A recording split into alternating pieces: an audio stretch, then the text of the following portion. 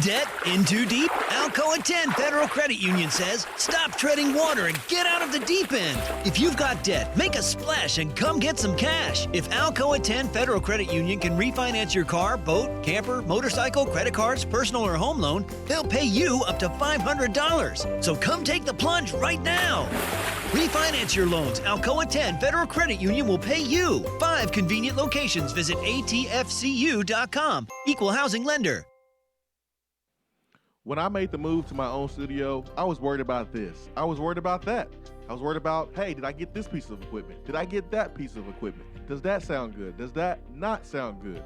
One thing I didn't have to worry about, that was office furniture, because Office Furniture Outfitters met my furniture needs. With a 50,000 square foot facility, they have East Tennessee's largest selection and are the best value for new and used office furniture. Located in Knoxville, it's easy to find everything you need for your new space, including desks, file cabinets, chairs, conference tables, and more. Office Furniture Outfitters is turnkey. They came to my place, we mapped everything out that was needed, they delivered, and get this, set everything up. To learn more about what Office Furniture Outfitters can do for you, log on to ofonox.com. That's ofonox.com. You don't have to take an L just because you can't listen to the Swain event live. You can catch up on the podcast posted daily on the app, online, and on iTunes. Deep down the middle's got his man, and he's gone. Jason Swain, touchdown. It's time for the Swain event. Guess what time it is? My time. You can check your iPhone. Better say it's our time. With your host, Jason Swain. My man. Real sports talk for the real sports fan. All you chumps are gonna bow when I whoop him. It's time for the Swain event, fueled by Dead End Barbecue. Give me 2 pounds and a Rick Flair.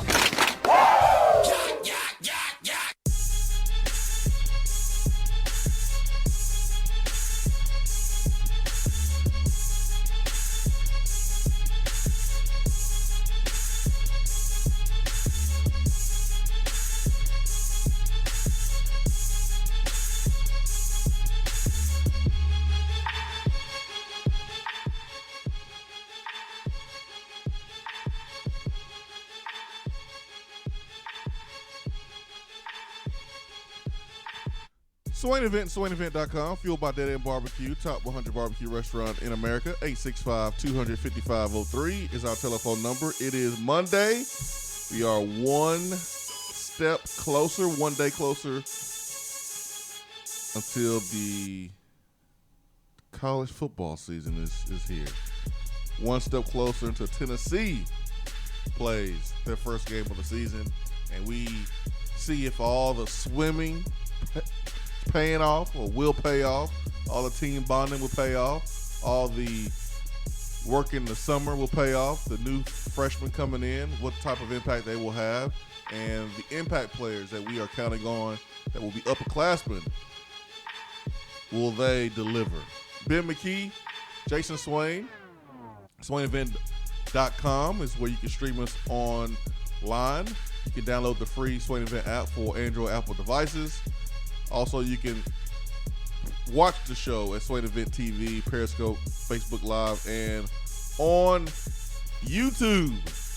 It is Monday, the best day of the week. Benjamin, don't you agree? Good morning. I do agree that it is a blessing that we woke up this morning and Best day of the week. we're able to see another day.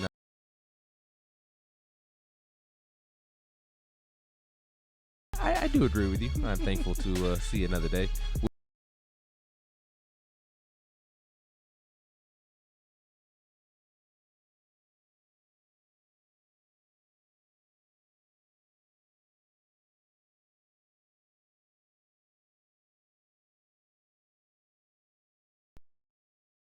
And Demaria Mixon. Off the top of my head, am I missing anybody that I should be ashamed of for missing? What number is that again? 40. 40. I played with Marvin Mitchell, who was 40, who was a great player for us his senior year from Virginia, and I remember his pick six against Florida in 06 was overturned by a silly above the shoulder hit to the head of Chris Leak in that Florida game, and that was the difference between Florida winning a championship and not winning a championship. In Tennessee, I think we lost that game by 1 point, 2 points, something like that. But Marvin Mitchell went on to play in NFL for a few years, and I want to say he won a Super Bowl there with the Saints along with Robert Meacham. I think so. And then he got another deal with the Minnesota Vikings. And after his playing days, he's got himself in a little bit of a pickle. We'll say that in a nice way. And I'm not really sure what he's doing now, but he was a dang good teammate for us there in 06. And he was a year before me, came in 02, redshirted, and did some really good things. Had some injuries that he overcame, but he was a good player for us. So, yeah, that's who I think of when you say 40. There are some notable omissions that I left off. The most notable, the person that somebody could argue is responsible for the 1998 national championship game. Well, not the game, but the season.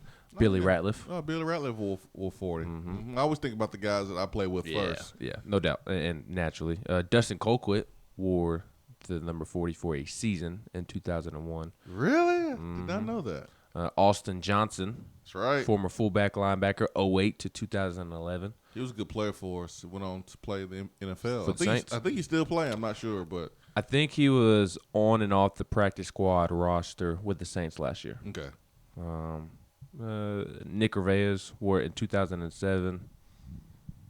Shazon Bradley, 1988 to 1991. Shazon, yeah, lives in Knoxville and is active in the community. Oh, Shazon. And then Bill Bates, 1980 to 1982. The great Bill Bates. Herschel Walker is familiar with the number 40. Man.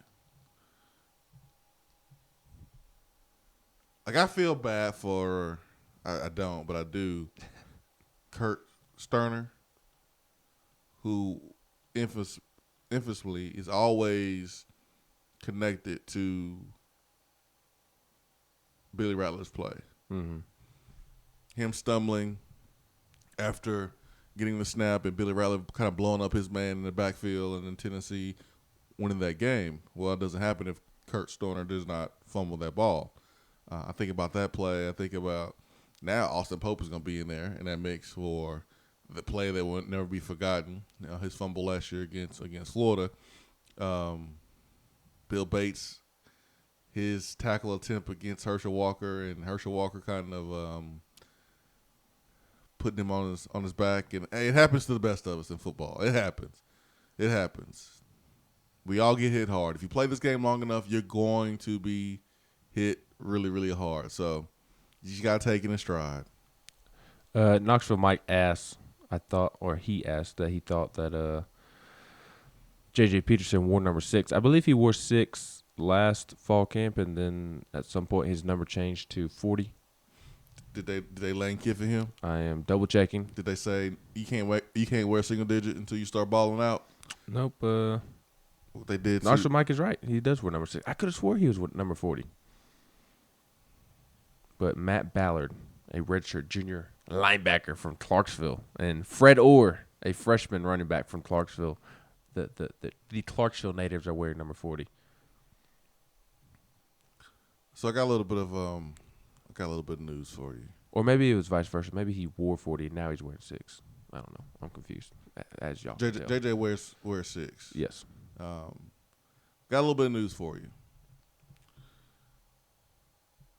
This is not exciting news, but it's news nonetheless, and it's news that you're going to hear about, and it's news that Tennessee is going to have to address. It's not like it's anything that's going to shock them. They know about this. It's just that the public does not know about this as of right now, but that's about to change here in about 2 seconds. Former Tennessee wide receiver C.J. Faden is stepping down, and he is stepping down to pursue other opportunities. He was in charge of, quote-unquote, the VFL program. His official title was the director of VFL programming, but he is no longer in that post. So he is stepping down, and he is going to pursue other opportunities. CJ came over from Maryville College, where he served as an assistant AD. CJ Faden has his law degree. He has his real estate license. He has plenty of opportunities that he can explore. Wife is super successful. She's a dentist, so they have 2 beautiful kids, 2 beautiful boys, look just like CJ too, man. You can't deny those kids, CJ. But he is from Virginia. She is from Virginia. I'm not sure what they're going to do next. But when CJ took over the job, I knew Tennessee was getting a guy that was professional, that was very, very intelligent, very smart, knows how to work his butt off. But I wondered if he was a little overqualified for the position because, I mean, he wants to be an AD. And he has the law degree, the law backing to get to that point. He was doing some of those things at Maryville College. So Tennessee football, Coach Fulmer, Pruitt, and everyone else involved will take a look at this VFL program or the position and kind of determine what to do with it next. Before CJ, it was a position that was occupied by Anton Davis, and that position was right with Tennessee football. Anton Davis his office was right next to Condris Holloway's on the football side, and Anton worked directly with a lot of the recruits, a lot of the players' parents, and then when Anton stepped down and Coach Fulmer took over as AD, the position kind of got changed to be more alongside of the AD and Coach Fulmer and not with the football. So I don't know what's the direction of the program. I do understand that it's vital when you look across the league and you see Marcus Lattimores of the world, guys who were great players at their schools. They've come back. The university's done a good job of carving out a role for them, and they're compensated very, very handsomely. And so that's something that Tennessee I hope they will do, and take care of our own and make sure that our own is taken care of. That's a message that you can sell to recruits. I mean, let's just hope that happens. All right, but Tennessee will be looking for someone else to head up that position, and I don't understand or I don't know what that position is going to look like moving forward. So they're looking for a new form of all, huh? I guess it has to be a form of all. Interesting. Do you just want to go ahead and just put it out there that you are not going to take the position because the text box will be flooded, your mentions will be flooded? I'm putting out what I know. 100%. I know CJ Faden is not going to be the VFL coordinator moving forward. So I got a job, which is to talk on this radio. I have not been approached about any position in Tennessee at all. So that's all I can say about that, man. The last thing I want to do is bring up any fake news, especially how Aubrey Solomon had to knock down some fake news yesterday. So annoying, man. Twitter used to be awesome. Well, it's pretty cool, but it used to be really, really, really awesome. You didn't have to worry about fake news like this. I mean, this young man is trying to stay positive. NCAA has his career in the palm of their hand. He's trying to stay positive. He's working hard, and someone thinks it's cute to falsely report that he's been granted immediate eligibility from the NCAA. Like, it's not funny. It's not cute. Twitter is still fun as long as you follow the right people. And there are certain people who you know are not going to be wrong about information. I suggest you follow those people on Twitter, not you specifically, just fans in general, but follow those people. And when they tweet it out, when they put it out, then you'll know it's real. Yeah, I mean, that helps you, but you still can see people that you don't follow playing games. Like, it's not cute or funny. Aubrey Solomon is waiting on one decision that may change his life. And he's been working hard all spring, all summer, as if he was going to be able to play. And so, hopefully this is a fake account from a fan that's not a Tennessee fan. But I don't understand why, if you're a Tennessee fan, why would you think that's funny? It's not cute. It's not funny at all. But I'm gonna make sure that I don't contribute to any fake news about Tennessee football. So, one thing I can tell you that's 100% accurate is that CJ Faden will not be the VFL coordinator moving forward. He is stepping down to pursue other opportunities. 865-255-03. Be Dry Waterproofing Hotline. We'll take our first break of the day. Stay with us. Be right back.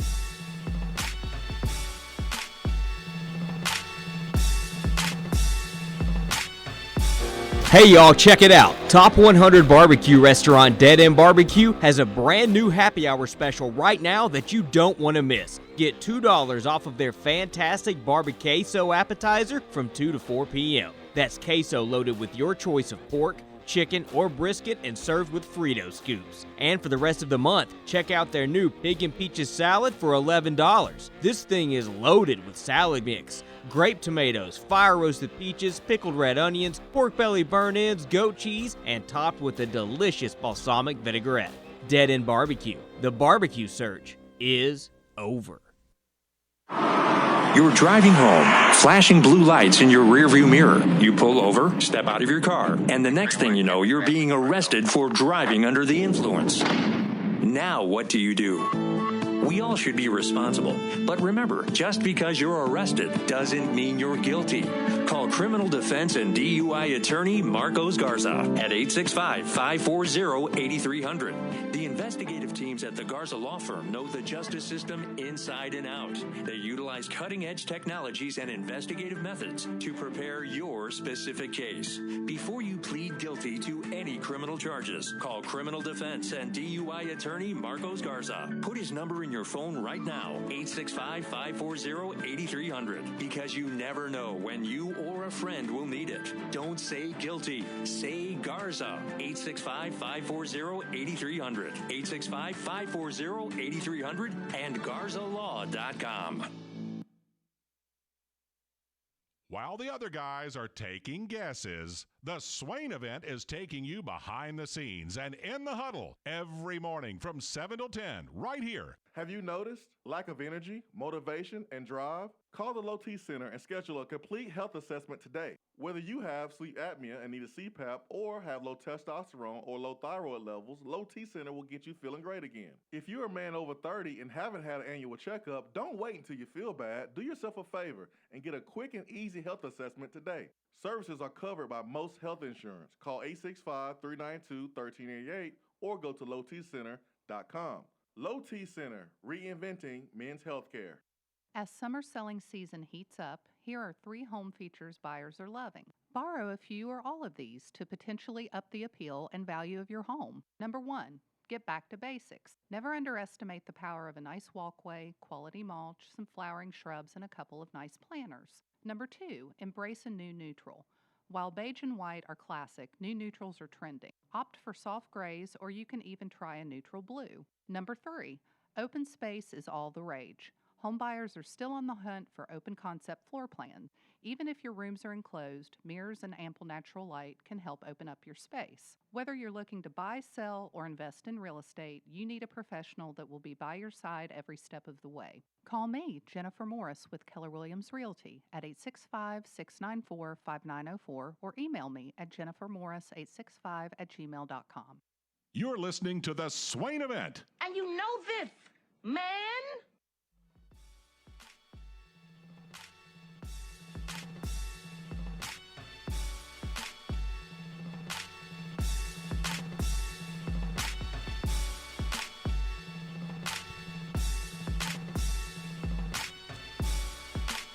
865-255-03, Be Dry Waterproofing Hotline. It is Monday, 7:20.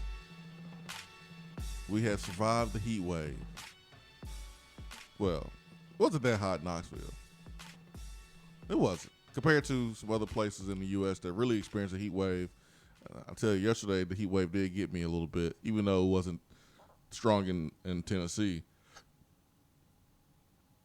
Get out in the yard, did a little bit of work. I saw that the temperature was under 90, so I was like, okay, well, let me go ahead and out here and get some work in. Friday and Saturday were bad. Well, Friday was definitely bad. I remember looking at the temperature in the car. It was like 96. I mean, it was miserable. You're right. Yesterday was not as bad, and Tennessee did not get it as bad as some other places, notably South Carolina, where it was ridiculously hot. But Friday and Saturday, as somebody who had to take a puppy out several times to use the restroom, take him on a little walk, it was hot. I felt bad taking him outside, the poor guy. Yeah, I don't take naps a lot. I get up early, do the show, and my goal a lot of time is to go take a nap. I tell Ben, yo, I'm going to take a nap, man, after the show. And then I never do. Never happens. Yeah, because I go get caught up in something else, or I find something else to do, and I never take naps. It's probably one of my things I need to get better at is sleeping more, because sleeping is important. Yesterday, I'm in the yard doing my thing. It's hot. It took me a good 30 minutes to cool off when I came inside, and then it hit me, the itis. I didn't even eat anything, but the itis hit me. And I told myself I was going to take a little short nap. It turned into like 2-3 hours. Yeah. I don't take naps. That's what the Sun did to me. The Sun is undefeated. The Sun is undefeated. It's never been scored on. It's never been you never got a first down on the Sun, not even a complete pass or a positive rushing yard. The Sun is undefeated. And I saw a tweet from Dante Stallworth, who was kind of sharing the same thing I think every single summer. Is like, how in the heck did I do this? 95, 96 degrees, 98 degrees, golly, 98. With shoulder pads, helmet. How did we do that? Now I see why basketball players play basketball. It's either that hit or it's the fact they play inside in a gym. But that sun was ridiculous this weekend.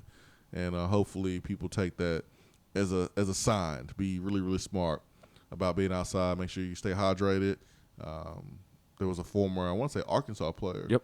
That 32 years old. That passed away due to a heat stroke over the weekend. So just please be careful, man. The heat is undefeated. You're not macho. You're not cool. You're not tough by not taking every precautionary measure that you can to make sure that you stay safe in the heat. You can't win against the heat. And not only were you practicing once a day in the heat, but sometimes you were doing it twice a day. Man, I don't know. No, thank you. Yeah, I don't know, man. I don't know how I did it, man. It was hot. Like, I can't imagine the UNLV game that you always talk about. Fresno State. Fresno State, I'm sorry. Yeah, UNLV was a night game. That was lovely. Fresno State was way too hot. What time was the Fresno State game? It's a noon game. Oh, Joey, the same time as Tennessee Chattanooga, week 3 this season, and then the very first game, Georgia State, is at 3:30. So I'm sure that will be lovely. The start of that game was going to be depending on if it's not raining or anything, but the start of that game may be a scorcher because really 4 o'clock is the hottest time of the day.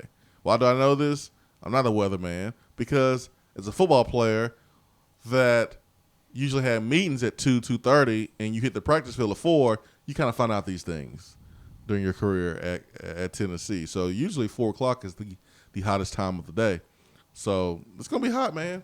It's gonna be hot first game of the season, unless it rains or there's something like that going on.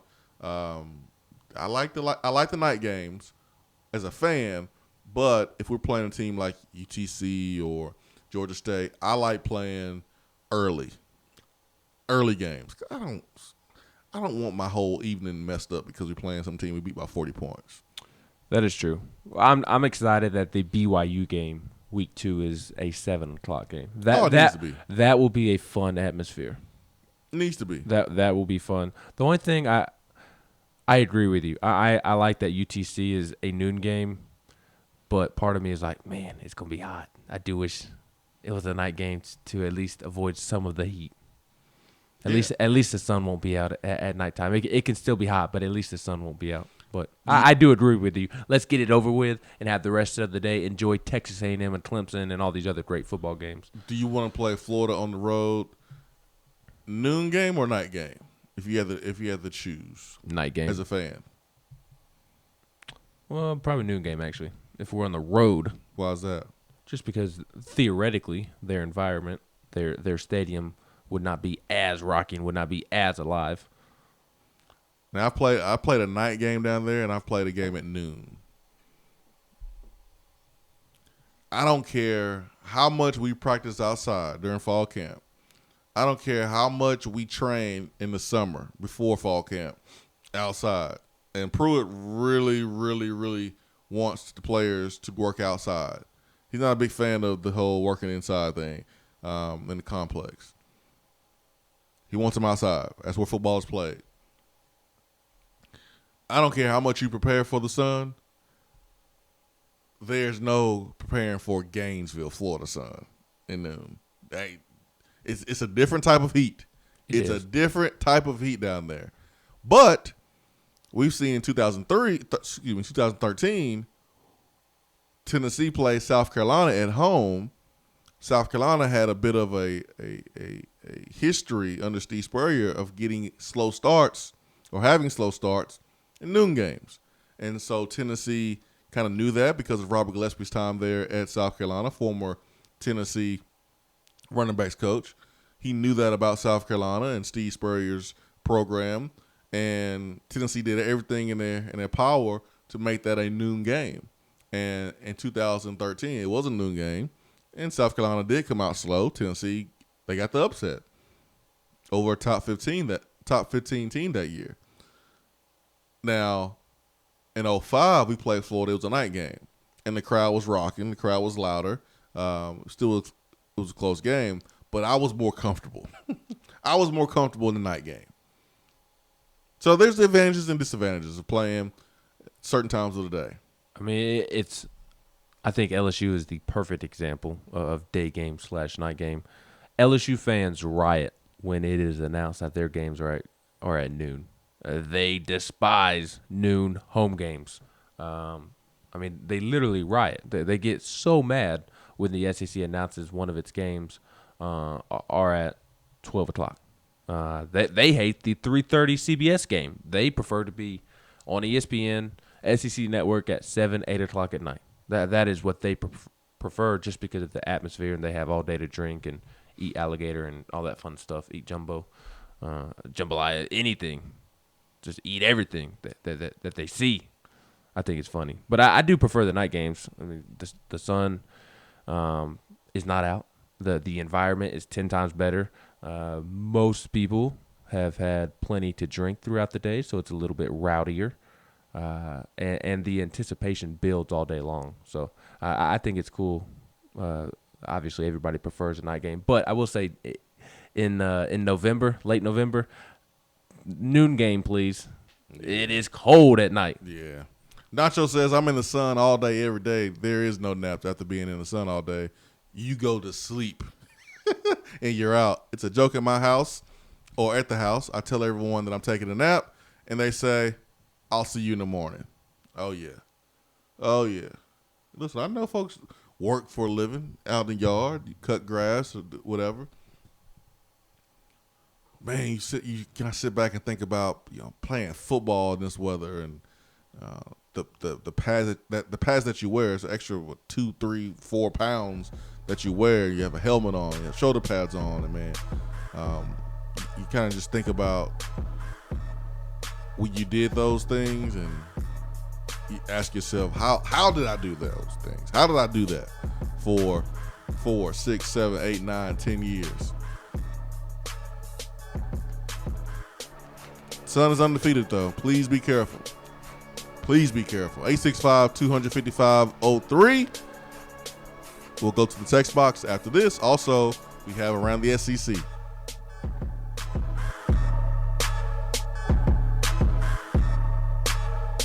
For a replay of each day's Swain Event TV, like us on Facebook. We have all made the mistake of dropping or breaking our smartphones. See? But did you know that you can have it repaired for a fraction of the cost that it takes to replace it? Well, you can, because iDrop is the area's leading mobile repair store, home of the 1 hour or less phone repair, 1 year parts warranty, and #1 customer service. Broken screens, cracked cameras, charging ports, batteries, you break it, we'll fix it. If you didn't break your phone, protect it with one of our leading accessories such as LifeProof, OtterBox, UAG, Incipico, Caseology, and Spec. Visit our West Hills location at 7115 Kingston Pike between Office Depot and Hardee's, or call 865-888-9740 and speak with our trained technicians to see how we can get your phone working today. When you see the happy face on our truck, you'll be smiling because you'll know that you're in love. Tap water often contains harmful chemicals and additives. When you call for your free water test from Hiller, we'll show you exactly what's in your water and how to remove it. Enjoy cleaner, healthier water in your home. Visit happyhiller.com to schedule your free in-home appointment today. Call the happy face truck today.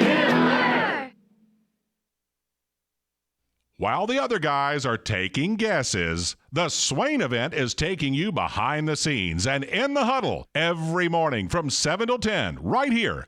We're here with Dr. Mike Carlson of Tennessee Regenerative Sports Medicine. If you have orthopedic injuries such as shoulder pain, knee pain, or instability, Achilles tendonitis, golfers, or tennis elbow, do what I did and give them a call.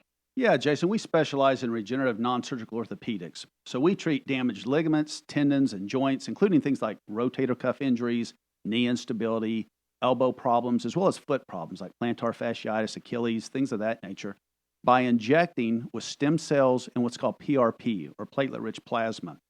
And this form of treatment we do under ultrasound, so we know we have our target. And it also stimulates the body's own reparative process, and this allows for the healing of damaged tissue. And as you well know, numerous professional and collegiate athletes, guys like Steph Curry, Tiger Woods, and even yourself with your ankle injury, have been using this form of treatment for years. And so we offer that same type of treatment here in East Tennessee. Visit them on the web at trsportsmedicine.com. Tennessee Regenerative Sports Medicine, East Tennessee's leader in regenerative therapy. Craving flavors that don't take hours in the kitchen? Mrs. Grissom's cheese spreads and chicken salads are the perfect go-to. Ready-to-eat meals and snacks found in the meat or dairy section at your local grocery store. Whether you crave the classic Mrs. Grissom's pimento cheese or the gluten-free select varieties like the cranberry pecan chicken salad, enjoy small-town flavor in every bite. Select the best. Select Mrs. Grissom's.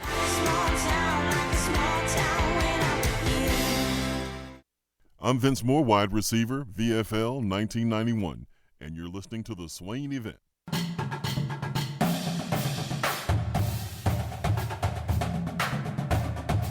Around the SEC, powered by 42nd Street Marketing, your game-winning play call for design, marketing, and branding.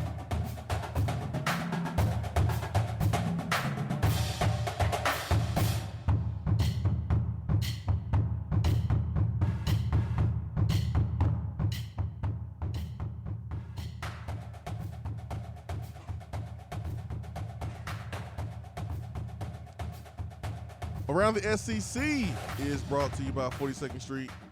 Design42sd.com is the website. Ben, what do we have today for Around the SEC? The SEC media has predicted Alabama to win the 2019 SEC championship game over Georgia. Here are how the media projects the SEC East and the SEC West to play out. In the SEC East, they project Georgia to win the division. Georgia also received 233 first-place votes. Florida to finish second, Missouri to finish third, South Carolina fourth, Tennessee fifth, Kentucky sixth, Vanderbilt seventh, and Tennessee did receive a first-place vote. I would love to have that media member on and interview him. In the SEC West, Alabama was projected to win the division. LSU second, A&M third, Auburn fourth, Mississippi State 5th, Ole Miss 6th, and Arkansas 7th.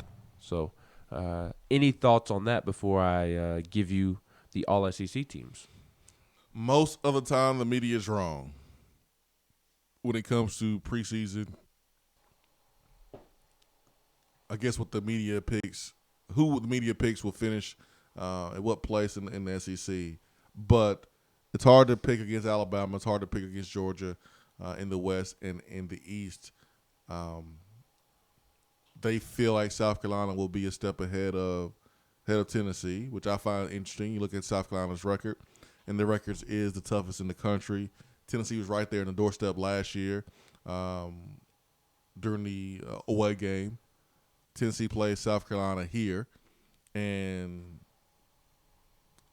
I think Tennessee has a great chance to win that game. But they feel like South Carolina will have the edge. Kentucky is not getting the respect that they probably deserve. I mean, Tennessee being picked in front of Kentucky is kind of wild, coming off their 10-win season and us coming off a 5-win season. That's kind of what I think about. And then in the West, Auburn coming in 4th place. I don't think it's going to be good enough for Gus Malzahn to remain the head coach there for the Auburn Tigers. So just initial thoughts. I think the All-SEC teams are a little bit more surprising for me. So what you got there? As you are alluding to, not a single Tennessee player made the first, second, or third team offense, and not a single Tennessee player made the first, second, or third team defense. Now, for the specialists, Marquez Callaway did make second team All-SEC as the return specialist. So Tennessee did have one player represented, but not another former Vol or current Vol on any of the All-SEC teams. And obviously I'm not going to sit here and read you off every single SEC player that made the list. I will mention the quarterbacks. It went Tua, Jake Fromm, and then Joe Burrow. Those are the most notable positions on the All-SEC teams, in my opinion. But I imagine that you feel as if Darrell Taylor was snubbed. So I do want to mention the linebackers that were chosen instead of him. On the first team, Dylan Moses and Anthony Jennings from Alabama, Errol Thompson from Mississippi State. On the second team, it was Cale Garrett from Missouri, Dejon Harris from Arkansas, and David Reese, the third from Florida. And then on the third team, it was Terrell Lewis from Alabama, Jacob Phillips from LSU, and Cash Daniel from Kentucky. And then the other player that many felt was snubbed was Bryce Thompson, and potentially Nigel Warrior, maybe Alante Taylor. The defensive backs on the first team, Grant Delpit from LSU, who is the best defensive player, or at least the best defensive back in the entire country. J.R. Reed from Georgia, Trevon Diggs from Alabama, C.J. Henderson from Florida. Second team was Patrick Surtain, the third from Alabama, Xavier McKinney from Alabama, Christian Fulton from LSU, and Cameron Dantzler from Mississippi State. Third team, DeMarcus Acey from Missouri, Shaheem Carter from Alabama, Richard LeCompte from Georgia, and Daniel Thomas from Auburn. Yeah, I'm a little surprised that Bryce Thompson did not get at least third team. I'm not surprised by Nigel Warrior at all. But I am surprised about Bryce Thompson or Alante Taylor. I thought they would have a chance to get the third team spot. Now, you mentioned Taylor as a linebacker, and I wonder, do they consider him a linebacker simply because he's playing at 3-4 and we have him listed maybe as a linebacker, but really he's a defensive end. He's played defensive end his whole entire career. That's kind of what his position is on the football field, is being contained. He has assignments of a defensive end, and so I'm a little surprised that he is not listed as any team. A player that is thought of to be one of the seniors that will be at the Senior Bowl this year. I'm just surprised, man. The leading sack leader in the SEC did not get a nod on any three teams. That don't make sense to me. But, yeah. Hey, man, it's it's what to be expected sometimes when your team is coming off 2 consecutive seasons of 4 wins and a 5-win season, not getting to a bowl game. So you're not going to get the benefit of the doubt. You're not going to get the hype. You're not going to get players selected preseason all-conference. This is not the first time. I remember in 2012, 2013, 2014, we had really good players that did not get that recognition. You know, the Kurt Badgets, A.J. Johnson of the world, they did not get recognition like we felt like they should have gotten, but it's understandable when your team is not really successful. Yeah. When I feel as if somebody is snubbed, I always go look at, well, who would I take off? What player am I going to take off to make room for, in this case, Darrell Taylor? And I do think he at least should have been on the third team, but he has some stiff competition with Cash Daniel at Kentucky. I mean, are you taking Cash Daniel off at Kentucky? He's been more consistent than Darrell Taylor. But Darrell's not even he's not a real linebacker, though. I know, and that's another question, at least pertaining to Darrell Taylor. Are we talking about him as a defensive lineman in this voting, or are we talking about him as a linebacker? Because if we are talking about him as a defensive lineman, then you have to throw Darrell Taylor in there with LeBron Ray at Alabama, McTelvin Ajim at Arkansas, and Chauncey Rivers at Mississippi State, and Tyler Clark at Georgia. My only thought as to why Darrell Taylor was not on the third-team All-SEC at minimum was because of Darrell Taylor's consistency. Maybe people are looking at that, or maybe it's just simply Tennessee's not projected to be as good this year as some of these other teams, and that's simply why he was left off. I think it is the change in defense. You know, I'm sitting here saying, you know, he carries out a lot of responsibilities of a defensive end. But Pruitt at SC Media Days talked about Darrell Taylor, that he's worked hard and he signed as a defensive end and moved to a 3-4 outside linebacker. And remember, Pruitt has said this on this show. He said it last week at SC Media Days. He says even though there's not much difference between 3-4 outside linebacker and a 4-3 defensive end. And so maybe that is what got him left off the list all SEC preseason, but what matters is that he is on their postseason. Yes, Bryce Thompson, that is all that matters. Do you feel as if Ty Chandler was snubbed at all? No, I think he was snubbed. I think Ty Chandler has a chance to be, you know, a top 5 or 6 running back in the league, but he has not proven to get that recognition right now. Like, Ty Chandler should not get that recognition outside of Knoxville. Not right now. I mean, he had a few games here and there last year. We know how dynamic he can be, but the way people outside Knoxville look at the league is like, what have you done? If you've done it, then you get the recognition. Ty Chandler doesn't deserve it right now. I think he has all the tools to be, you know, top 4, 5, 6 running back in this league. By, you know, you look at his usage rate. I think all the ways that he's going to be used this year, his versatility, I think he can be. But right now, he has not done anything right now. So I'm cool with him being off. Yeah, and I wasn't up in arms about Darrell Taylor not being on there because of the same reason Tennessee Levi says. He really only showed up in 3 games last year. Yeah, I'm gonna be honest. I don't really care about any of our players being on there preseason.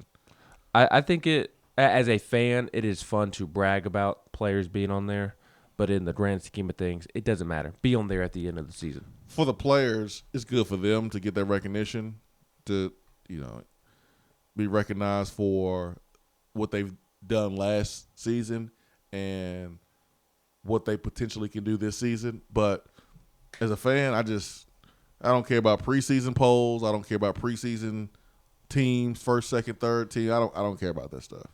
I just don't. Your thought on Tennessee projected to finish 5th in the SEC East? Behind Georgia, behind Florida, behind Missouri, behind South Carolina. Yeah, man, I'm a little surprised that Tennessee is picked behind South Carolina, but Will Muschamp's undefeated against Tennessee. South Carolina has a senior quarterback.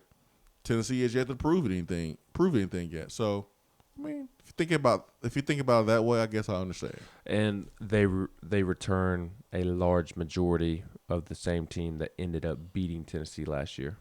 Yeah. Tennessee only won 5 games. So I guess there's some logic there. But I think Tennessee and South Carolina will be neck and neck behind Florida, Georgia, and Missouri throughout the season. I think Tennessee could finish 4th. Yes, absolutely. Yeah, if I had to put money on it, I would say 4th. I wouldn't say 5th. I would say 4th. But I think Missouri should have a better record than Tennessee. I think Florida should have a better record than Tennessee. And I think Georgia should have a better record than Tennessee at the end of the day. So yes. I'm going to go 4th. Let's go with Don on the B-Dry Waterproofing Hotline. Don, good morning. Good morning, gentlemen. Hey, Don. Hey, yeah, I just thought I'd chime in a little bit about all this preseason stuff. I'm like you, Jason. Postseason awards are more reflective than preseason. That's just hypothetical guessing, like even in the order of finish. Now, Alabama and Georgia's been so outstanding lately, they might not screw that up on order of finish. Yeah, you're right. They pretty much every year miss at least one, if not both. But, yep. As far as the players and individual preseason thing, Bryce Thompson, probably my biggest surprise, freshman All-American. As somebody pointed out in the column I read over the weekend, he finished behind the guy from Alabama that missed most of the season last year. And, that's just, hey, I like him. He's from Alabama. Yep. And then they're also finished behind the guy, I forget which school, one of the darlings, but who both played pretty much the same amount, whose stats didn't quite equal Bryce Thompson's. You mentioned a while ago that, when you're, finishing at the bottom of the league, you're not going to get it, awards and stuff, but that's what's goofy because if it's an individual spot, it shouldn't have anything to do with where you finish. It's kind of like going back to the trophy that Peyton got robbed of.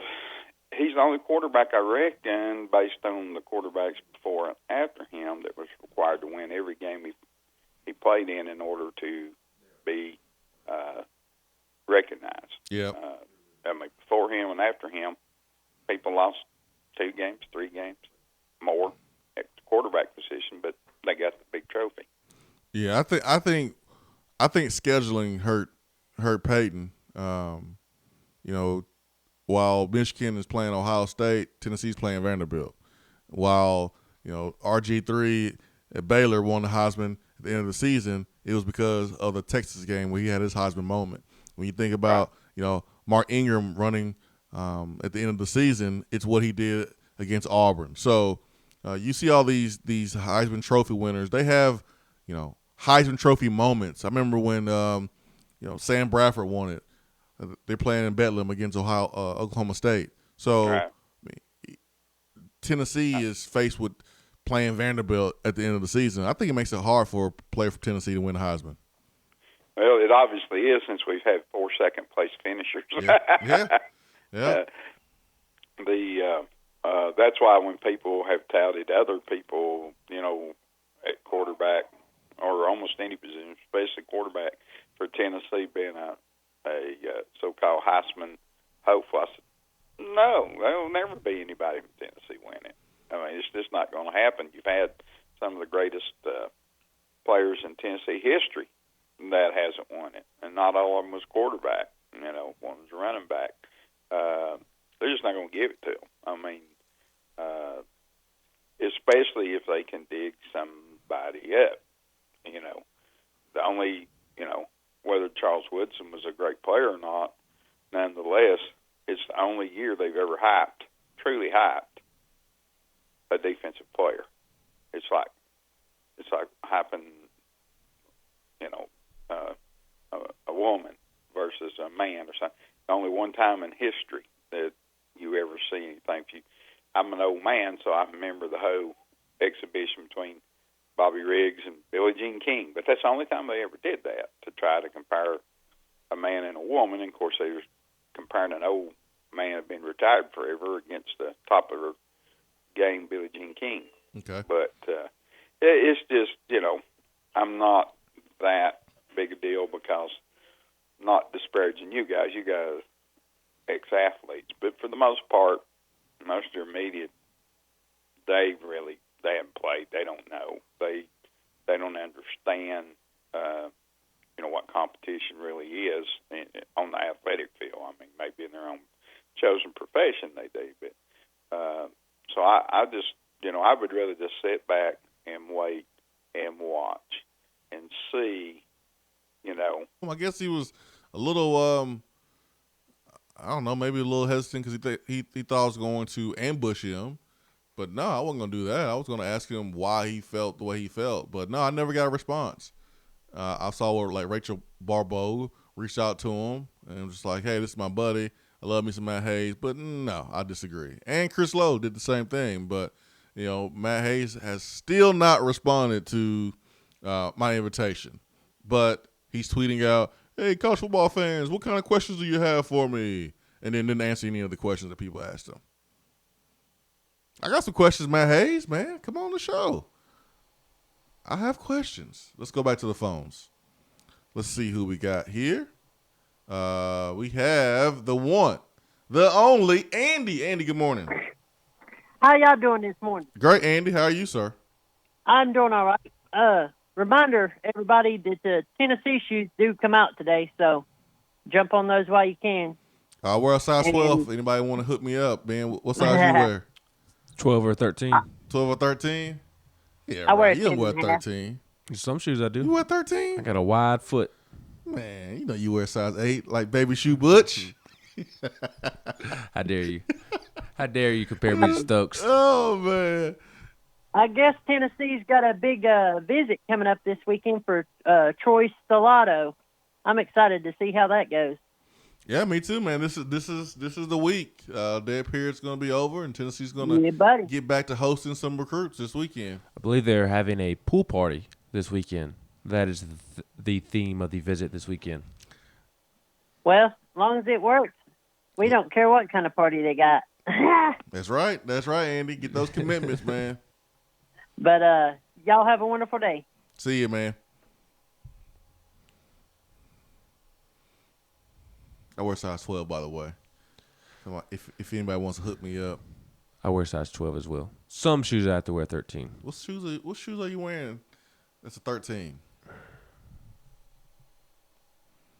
I get it all mixed up. I believe I know my baseball cleats were 13s. You don't play baseball anymore. Yeah. So, but normal like tennis shoes, it's usually a 12. Although the Nikes run narrow, so I usually have to go, and they don't make a half size once you get to a 12. I believe it is 11 or a 12. They quit making half sizes, and I need a 12 and a half. So depending on the fit of the particular shoe, I either have to go small with a 12 or have to go a little bigger with a 13. Yeah, I think they stopped making half sizes after 12. So yeah, and I need a 12 and a half. Yeah. Okay, I see what you're saying there. So sometimes I have to go up a little bit, and sometimes I have to go smaller. But like Vans and things like that, I wear like a 12. Yeah, just depends on the shoe. Shannon Grubbs on the Facebook says, offer it to Inky. Offer what to Inky? VFL coordinator job? I think Inky's financially stable in the position that he is in. Tennessee had a chance to hire Inky Johnson in 2010. And Derek Dooley, instead of hiring Inky, went with Andre Lott. Which I understand the reasoning at that time. I get it. I understand. Andre Locke had more life experience. He had played in the NFL. He had retired from the NFL. But Inky had more, I won't say pull, but I'll say more of a relationship with our current players. Inky was at the beginning stages of speaking. And so you could have probably hired Inky then. I'm not sure about Anton, because Anton was hired in 2012. It was Dooley's last season, and Butch inherited Anton. And I'm not sure where Inky was even in 2012, but Tennessee had a chance to hire Inky in 2010. I know that for a fact. Inky wanted it, and it came down to Andre Lott and Inky. But now, you couldn't hire Inky for anything less than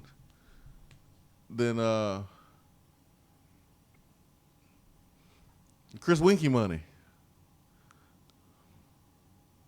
Yeah, I think Tennessee's going to have a really hard time hiring Inky if that's who they wanted to hire. It I would say they it have ain't zero happening. chance. It ain't happening. Yeah, it's not happening. I'll be the first person to say I'm wrong if it happens, but it's not happening. He can make his own schedule. Yep. He is, and I told him this when he first started. I was like, man, you're going to be the next Tony Robbins. You're going to be one of the best of the best. And he's on his way to doing that. Why would he pigeonhole himself to just being the VFL coordinator at Tennessee? Nah. No. Nah. It is a little weird that Tennessee has had 2 VFL directors within a year and a half. We're working on our 4th in 9 years. And 2 within a year and a half. Yeah. So, not a great look. So Andre Lott was hired in 2010, Anton 2012, and then TJ in 18. Well, I shouldn't say that it's not a great look. It just looks a little weird. You would think that would be a position of stability. Of all positions within the football program, you think that one, hiring a former Vol, that they would really want to stick around. And maybe Anton Davis was more of a Butch Jones problem as to why he is no longer here. But it's still a little weird to me. They got to figure out the role of that position, how to properly compensate that position. And I think they'll have somebody that's in there for a very long time. Sounds pretty simple. It's probably all I need to say about that. 865-255-03 B Dry Waterproofing Hotline. Clint Sterner. There you go, Leslie. Terry says, good morning, Vol Nation. Henry Riddle says everyone is in for a surprise this year. Vols are going to ball out of their minds this season. Melissa, good morning from Daytona Beach. Leslie also says, good morning, individuals. Good morning, Mr. Leslie. 865-200-5503 B Dry Waterproofing Hotline. Hour 2 coming up. Stay with us.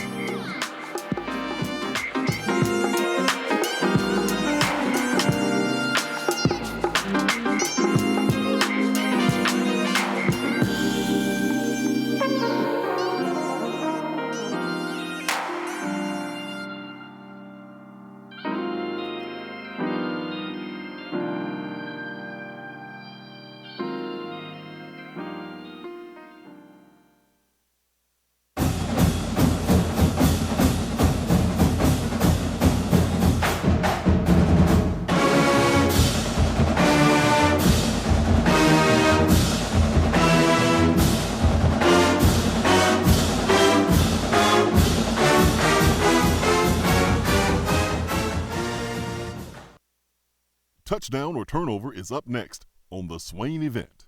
When you or a loved one is injured in an accident, there are a lot of questions. There are medical bills, lost work time, damages. What will you do?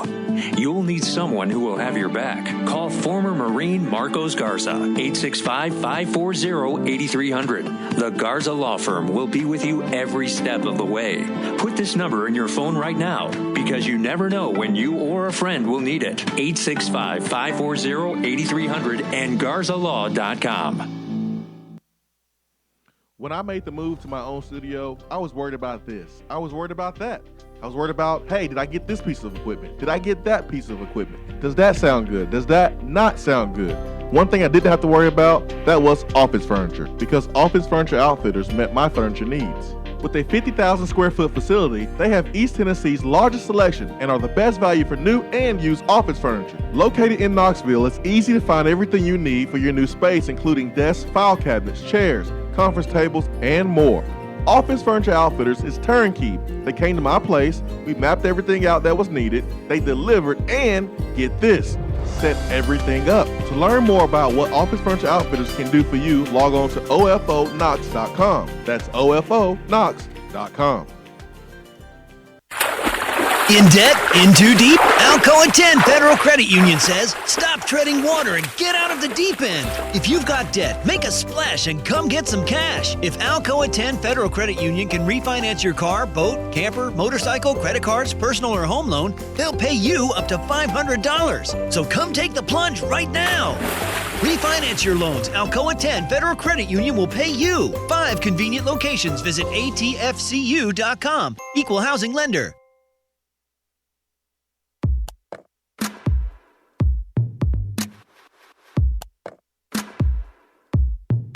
Touchdown or Turnover is backed by Alcoa 10 Federal Credit Union, a place where you belong.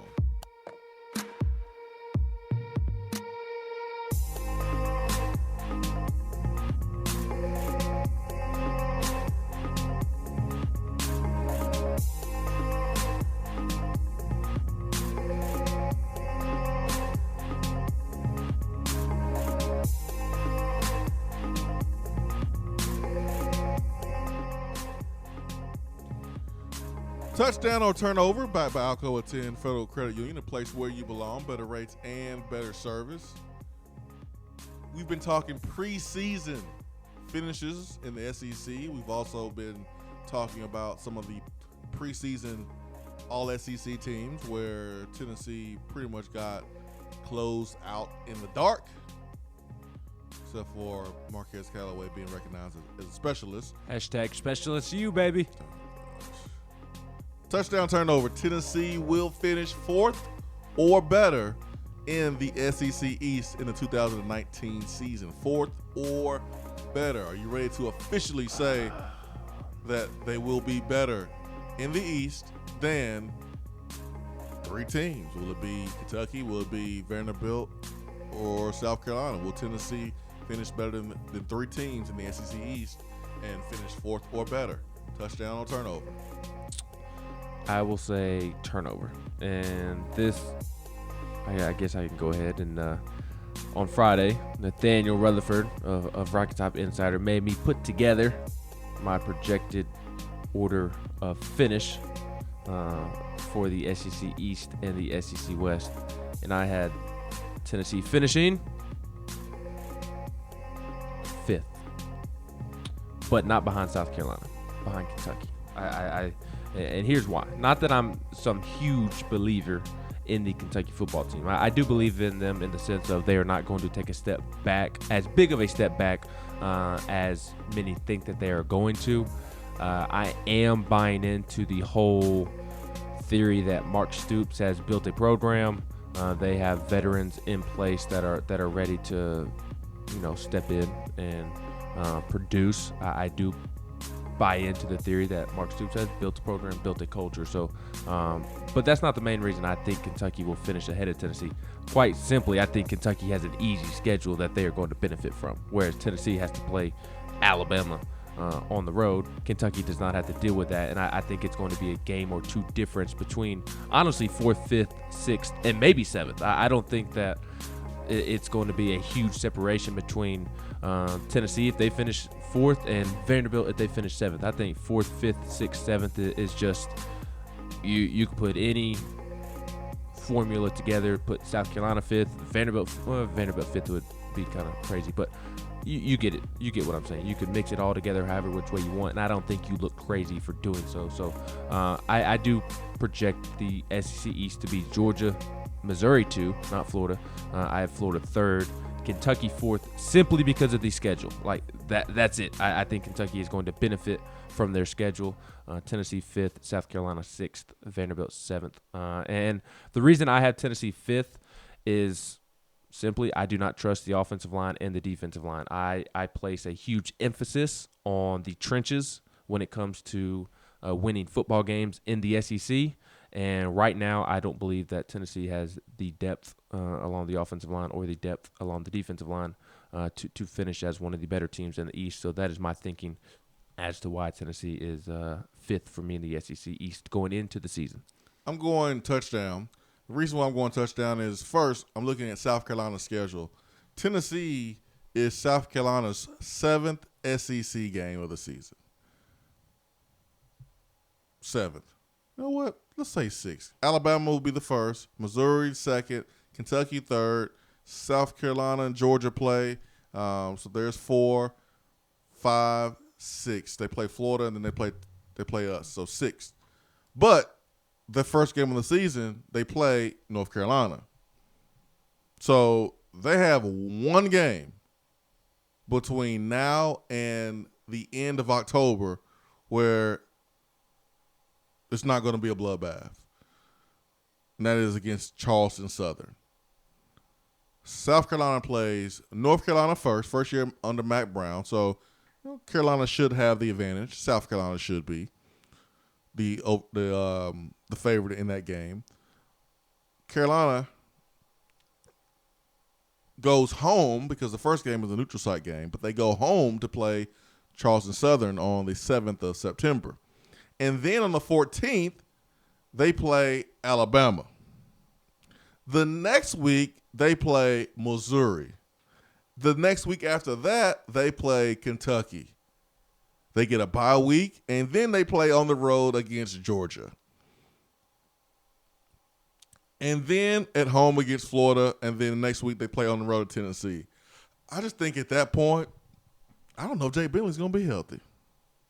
I think there's going to be some players that are first-team players for him or impact players for him that at this point of the season may not be healthy.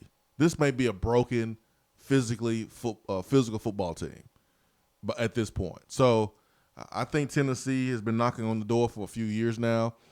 The last time we played them at home, it was one drop pass away from winning the game in 2017. Last year was a game that came down to a few plays. I think this year's the year they beat South Carolina. As far as Kentucky, if Kentucky couldn't beat Tennessee last year, when is Kentucky going to beat Tennessee? Tennessee had everything going wrong at that point of the season, was beat down physically. Depth was wearing out on the offensive line. You had lost 2 starters already at that point, and Brandon Kennedy and Trey Smith, and Tennessee still found a way without Jim Chaney to put themselves in position to win that game with the offense. I mean, the offense was the best part of that game. The defense was the weak link, which is unheard of. But the offense is what kept Tennessee in that game against South Carolina. So I think Tennessee will beat South Carolina. I think Tennessee will beat Kentucky, and I think they will claim the 4th spot in the SEC East. So I'm saying touchdown. Kentucky may be a team that may win 8-9 games again, right up there around 10, but I think they still lose to Tennessee. Yeah, and again, I think Tennessee will actually be a better football team than Kentucky. But when you break down the schedule, Kentucky draws Arkansas from the SEC West. That is a win. Arkansas is going to be bad this season. Their defense was butt booty terrible last year. It is going to be butt booty terrible this year. And so while Kentucky draws Arkansas and Mississippi State from the West, Tennessee, a common opponent in Mississippi State, but Tennessee gets Alabama instead of Arkansas. I think that could be the difference in positioning within the SEC. So for me, it's not necessarily which football team will be better, because I do believe Tennessee will be better, or at least as good, if not better, than Kentucky. But the schedule is kind of why I flip-flopped between Tennessee and Kentucky in the standings, because I do think that one game could be the difference in where the teams finish. You mentioned Kentucky. I mean, you mentioned Arkansas. I think it's funny that Chip Kelly, when he entered the NFL, he had this plan of being no huddle, up tempo, putting all the pressure on the defense. And yeah, you put the pressure on the defense, the opponent's defense, and you also put the pressure on your own defense, because you're moving so fast that your defense, would get tired if you could not sustain long drives. And practice, it really hurts your offense to prepare against a quality defense if you're no huddle, up tempo all the time. last year was the first year of Chad Morris, John Chavis combination. And Chief is used to playing, coaching with teams that understand time of possession. They understand, okay, let's grind the clock out a little bit, running the football, eating up the clock. And that helps the defense stay off the field, stay healthy. Second year under Chad Morris, I think he adjusts. He makes some decisions that's going to help out the defense. And then Arkansas has two quarterbacks that should be a lot better and protecting the football and completing passes, keeping those chains moving, and the ball in your possession, and Ben Hicks and Nick Starkel. So I think Arkansas will be better. I don't know how much better. They went 2-10 last year, but maybe they catch an SEC team this year. So. Maybe they catch one slipping and they beat one. Maybe. Who knows? They were the Vanderbilt basketball of SEC football last year. Did not win a single home game, or not a single home game, but a single SEC game last season. So they'll be better on offense. My question is that they are still transitioning defenses. So how quickly do the results come in changing defenses? Yeah. So. Going to the text box this morning, Vaughn Birmingham says, Kentucky isn't going to take a step back.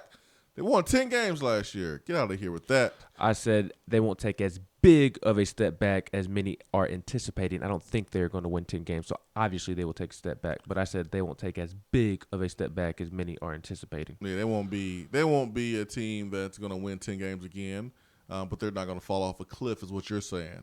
I think they will have a 3-game difference. I think they may win 7 games, but that's why we have these talks, man, to see who's right, who will be wrong when the games are played. I think they'll be around 7 or 8 wins. Yeah. And again, for the 10th, 12th, 13th time, mainly because of their schedule. Their schedule is easy.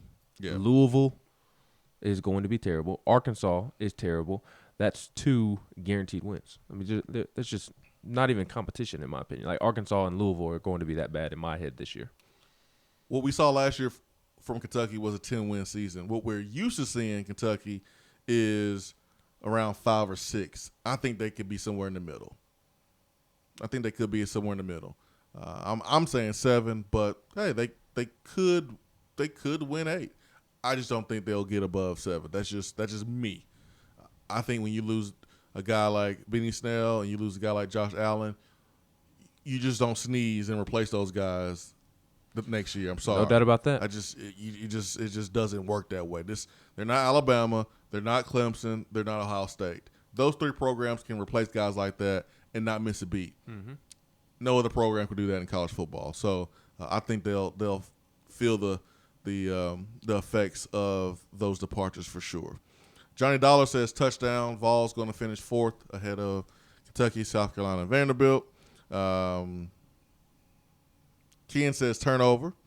Crawdaddy 2000 says Al Wilson. Probably never happened, but love to see it. Talking about being the next VFL coordinator. I think Tennessee, and this is Pruitt, this is Coach Former. I think really that's all you need. You may have some other assistants there that works with Coach Former and Pruitt being on this meeting, but I think at the end of the day, we need to sit down and figure out what we want from the position.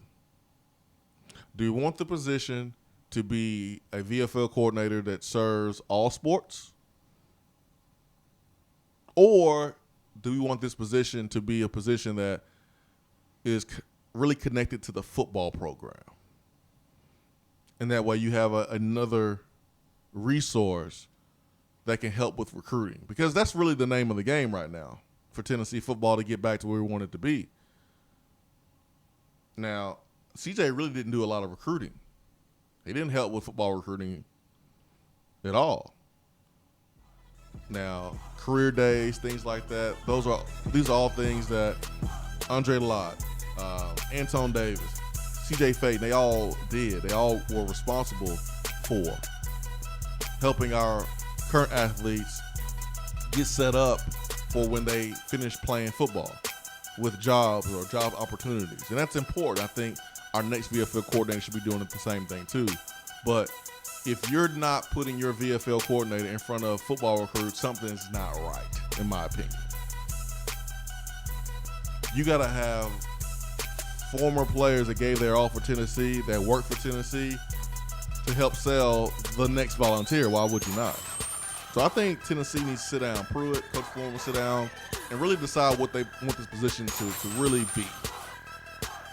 And then they have to decide how much is it worth. Like, how much is this job worth? And you kind of get what you pay for at that point. You get what you pay for. I think there's a lot of qualified candidates out here who play at Tennessee, guys who are part of college football programs now, on the coaching side or in the administration side or fundraising side. I think Tennessee has a good group of guys that they can reach out to and gauge some interest. I think there will be some interest there. But again, let's identify the role and let's identify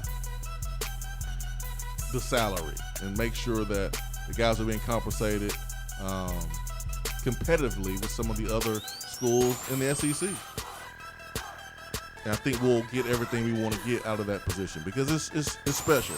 Tennessee kind of started that trend a couple years ago, and now other schools are kind of doing the same thing, filling that certain role.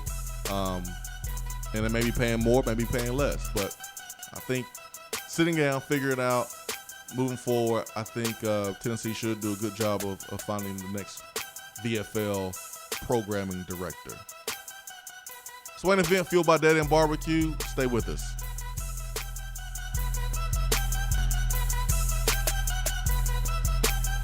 At work? Can't call in? Don't feel bad. You can talk to the guys in the text box. It's part of the free Swain event app.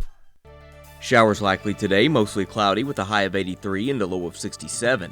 Look for more rain tomorrow with a high near 79 and a low around 60. The rain takes a break on Wednesday, mostly sunny with a high in the low 80s.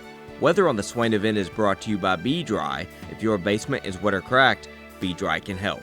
BeDry.com. Do you have sloping or uneven floors, foundation cracks, or a leaning chimney? Do your windows and doors not open properly, or are there gaps where the floor and walls meet? Don't worry, BeDry offers approved foundation repair solutions like steel I-beams, helical piering, epoxy injections, carbon fiber applications, and more. Make sure that your home is on stable ground with BeDry. Call them at 865-588-0454 or find them online at BeDry.com.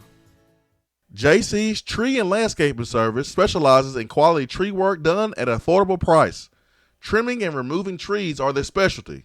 They also offer other services like land clearing, stump grinding, crane services, and all of your basic landscaping needs for both commercial and residential. JC's will give you a free estimate and beat any written quote by a competitor to guarantee that you get the lowest price around. Don't risk your land with a fly-by-night service. JC's Tree and Landscaping is licensed and insured. Give them a call at 865-599-3799. Thinking about trying CBD oil but not sure where to get it or who to trust for a quality supplement? Our friends at Tennessee Valley Hemp Company invite you to try their full spectrum hemp extract, available in 500 milligram and 1,000 milligram strengths. They are a local company based right here in Knoxville whose crops are grown in East Tennessee. Their farmers are committed to cultivating pharmaceutical grade hemp oil that produces results. It is only available in community pharmacies where you can get questions answered by experienced professionals. If you are unsure whether or not it's okay to take hemp extract with your existing medications, pharmacists are happy to perform interaction checks that keep you safe and healthy. You can find out more by visiting or calling any of these local drugstores. Gordon's Drugstore in Carnes, Vaughn's Drugstore in Powell, Stanford Drugs in New Tazewell, or Farragut Pharmacy in Farragut. Check them out on Facebook at Tennessee Valley Hemp Company, and don't forget to hit the like button. When you buy, remember to ask for the only hemp oil that supports your health and the Power T. Tennessee Valley Hemp Company. These statements have not been evaluated by the FDA. This product is not intended to diagnose, treat, cure, or prevent any disease.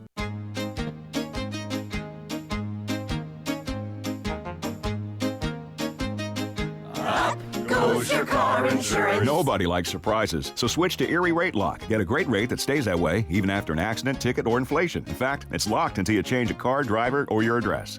Your Erie agent in Knoxville is InsureFit RM. Get a quote at 865-684-4900. That's 865-684-4900. Erie Rate Lock does not guarantee continued insurance coverage and is not available in all states. I just wanted to come by and congratulate you on the great work you've been doing.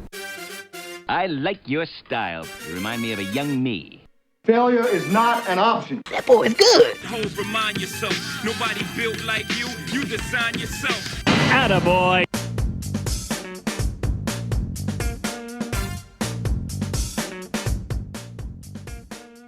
All right, it's time for Attaboy here on the Swain event. Ben, what we got? I am going to Iowa, Des Moines, Iowa, to give a carpenter, an attaboy, a carpenter from Iowa who owned 2 pair of jeans and an old rusty truck, paid for 33 strangers to get a college education, according to KCCI. Dale Schroeder was a simple man. He grew up poor. He never went to college. He never got married. He worked at the same business for 67 years. Schroeder's friend, Steve Nelson, said he was that kind of a blue-collar, lunch-pail kind of guy. Went to work every day, worked really hard, was frugal like a lot of Iowans. When Schroeder died in 2005, he did not have any descendants. What he did have was a pair of work jeans, a pair of church jeans, a rusty Chevrolet truck, and a desire to help small-town kids in Iowa go to college. Nielsen said he wanted to help kids that were like him that probably wouldn't have had an opportunity to go to college but for his gift.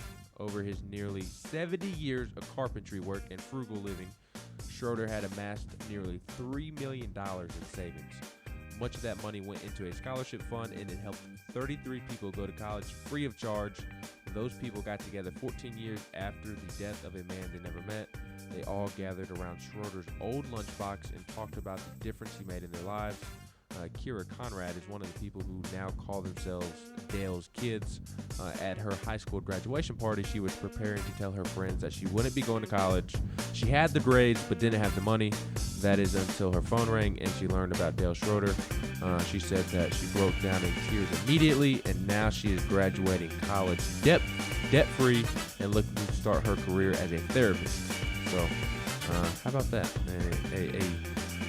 A man, 67 years at the same business, very frugal, simple man, never went to college, never got married, but because of his carpentry, saved nearly $3 million in savings over 70 years. Wow. And was able to send 33 people to college for free. So, attaboy to Dale Schroeder. Wow. You can't beat that one, man. I'm not going to even try. But I'm going to recognize Manny Pacquiao because the all-time boxing legend aimed to prove he can still take care of business at the elite age of 40. Over the weekend, he won a split decision against Keith Thurman, who was at the time undefeated. So Manny Pacquiao got knocked down. He knocked down Thurman, in the first round, but he won 115 to 112 on the scorecards and won over the weekend. Manny Pacquiao, 40 years old, all-time boxing legend, gets the win over Thurman, who now is 29-1. So congratulations to old Manny Pacquiao. Does it say a lot about the current state of boxing that I had no clue that this fight was going on until I saw people tweeting about it on Friday night?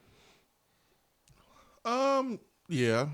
Yes and no. I mean, it's Manny Pacquiao. I'm very aware of Manny Pacquiao, and I didn't even know he was fighting until Friday night. I think the casual boxing fan may not have known about this fight. I think if you are a fan of the sport and you keep up with it, yeah, you know, but it's not the top of sports shows agenda. Like, there's not much promotion. When you hear more promotion, you see more promotion when it comes to UFC than you see boxing. So yeah, boxing as a sport is not as popular as it was, when I was young and Mike Tyson was on the scorecard and everyone would stop what they were doing Saturday to get pay-per-view, to have fight parties to go watch Mike Tyson. But it's not the same at all. I remember when Manny Pacquiao and Floyd Mayweather fought, and that was supposed to be like one of the best fights of the century. And I mean, it wasn't that great.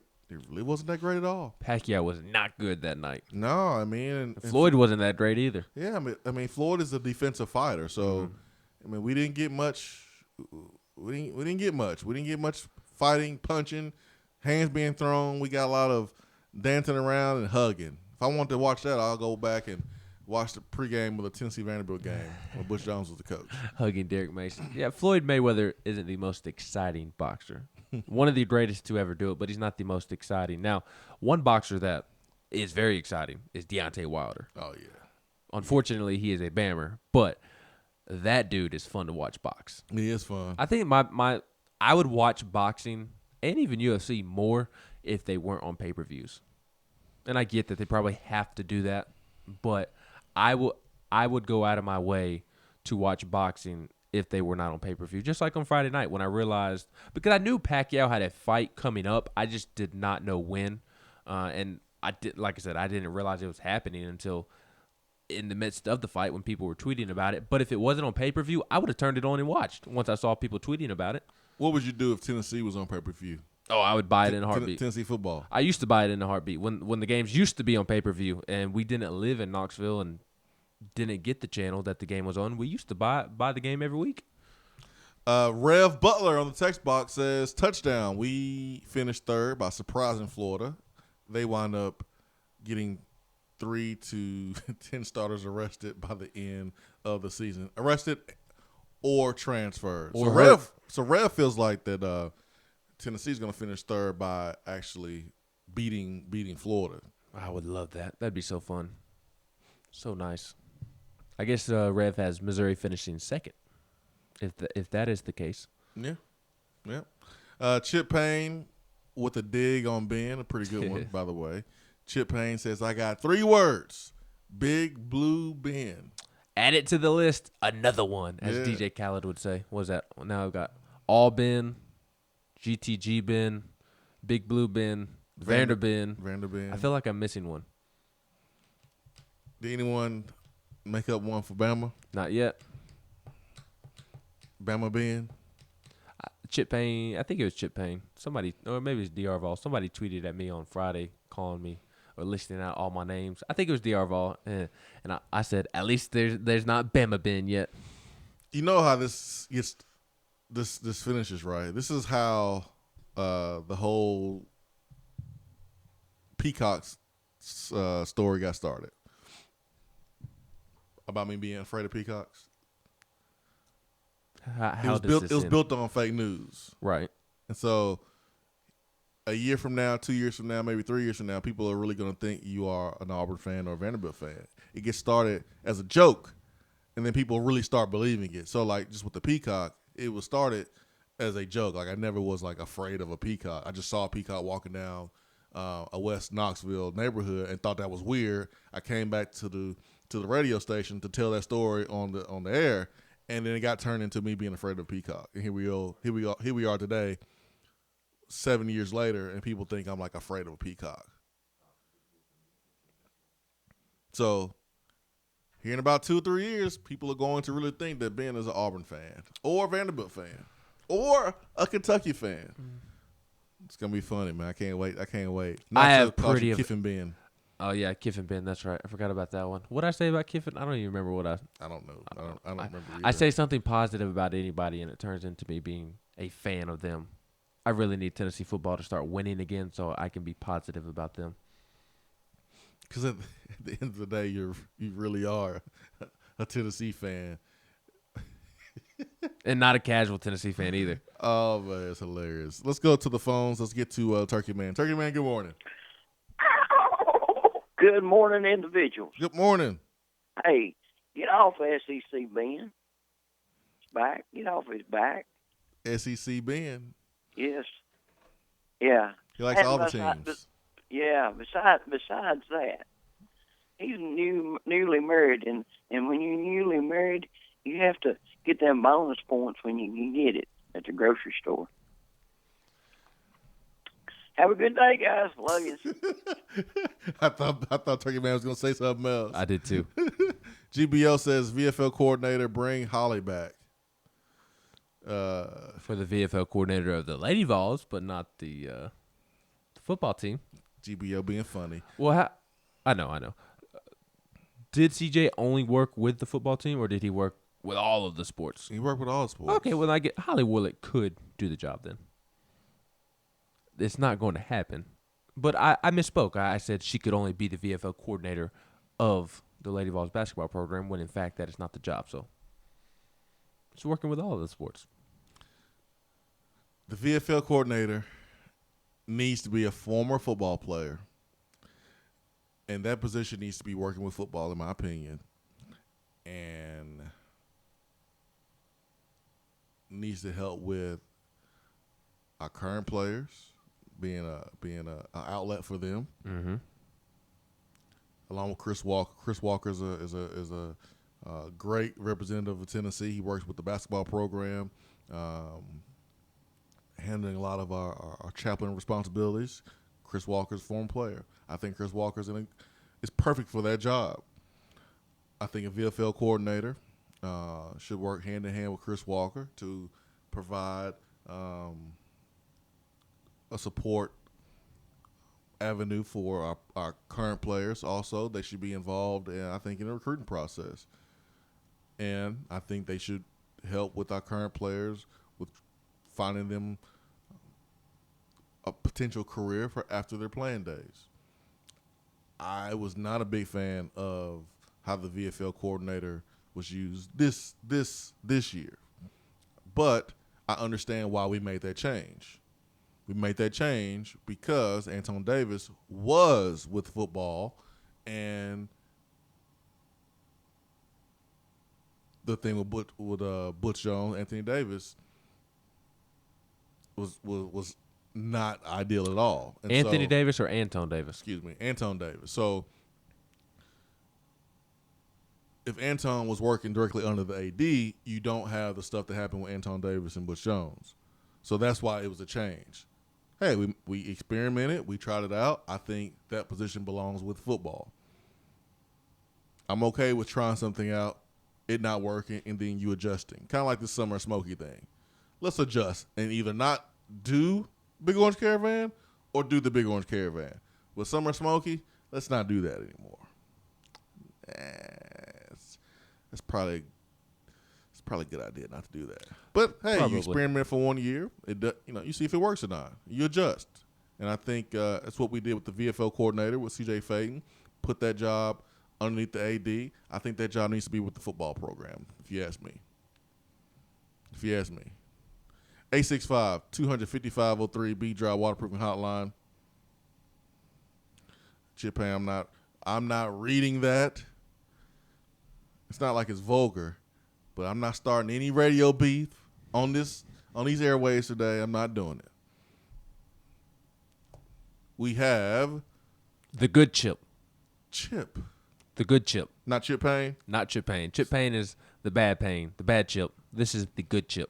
He's a pain in your butt? No. Chip Payne in your butt? He's just annoying, not a pain. Gotcha. Chip, good morning. Good morning, gentlemen. How are we doing today? Good, man. How are you doing?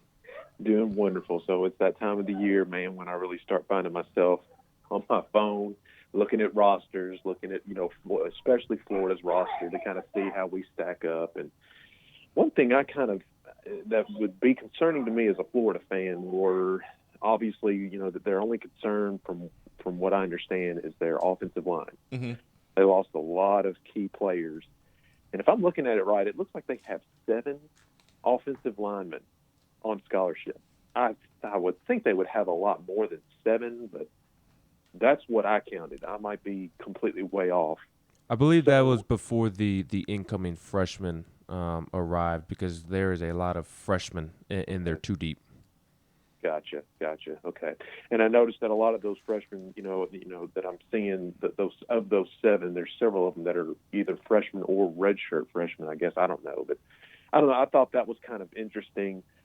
Same thing with their defensive line. I know they have several defensive linemen coming back, but we have, 15 offensive linemen that are at 300 pounds, if I'm looking at that right.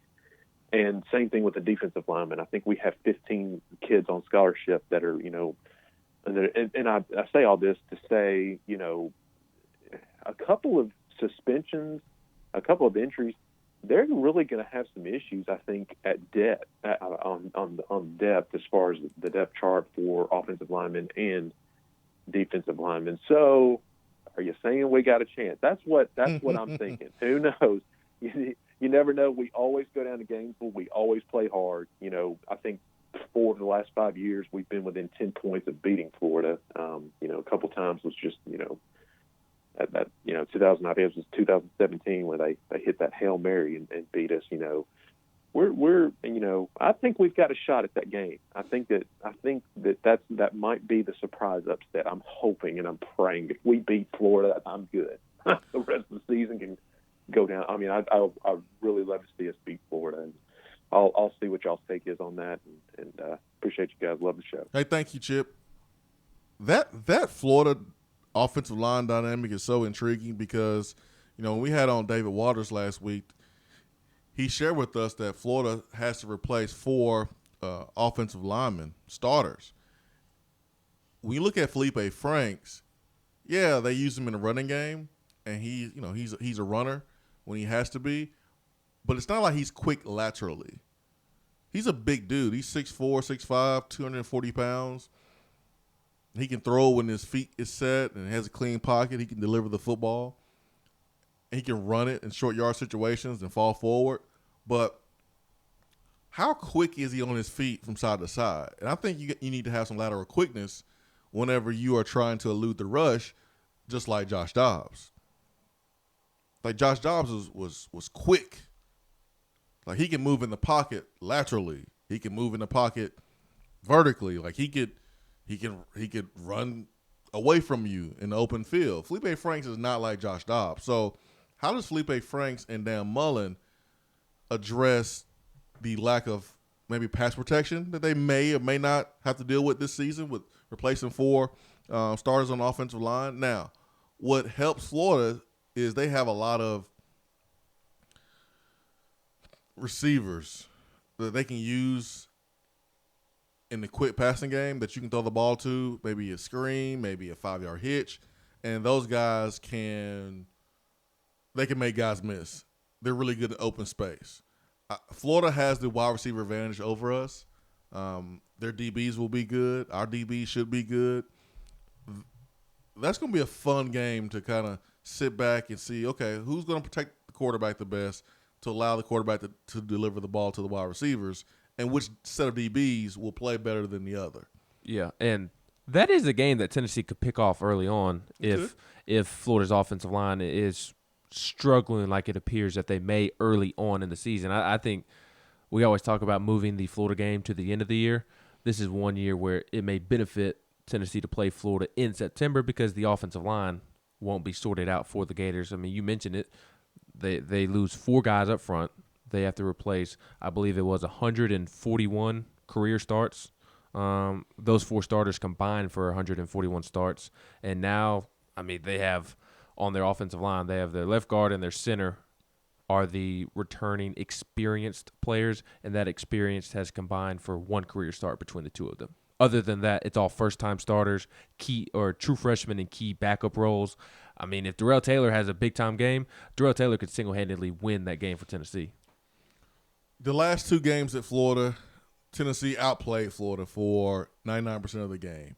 And then Florida found a way to make the play at the end to win. It happened in 2017. It happened in 2015. Tennessee just has to not beat themselves. If they can do that, they'll have a chance to win this game late. It's about just beating yourself. I remember in 2013 when we went down there, and this is after naming Nathan Peterman the quarterback, and we just gave them 2 or 3 possessions, turning the ball over or being scared, making mistakes. You can't do that. Just weather the storm, take care of the football, and I think Tennessee will have a chance to win that game. Florida definitely has a ton of holes, ton of questions, but they got some great strengths. I mean, that wide receiver group, I think, is second in the SEC.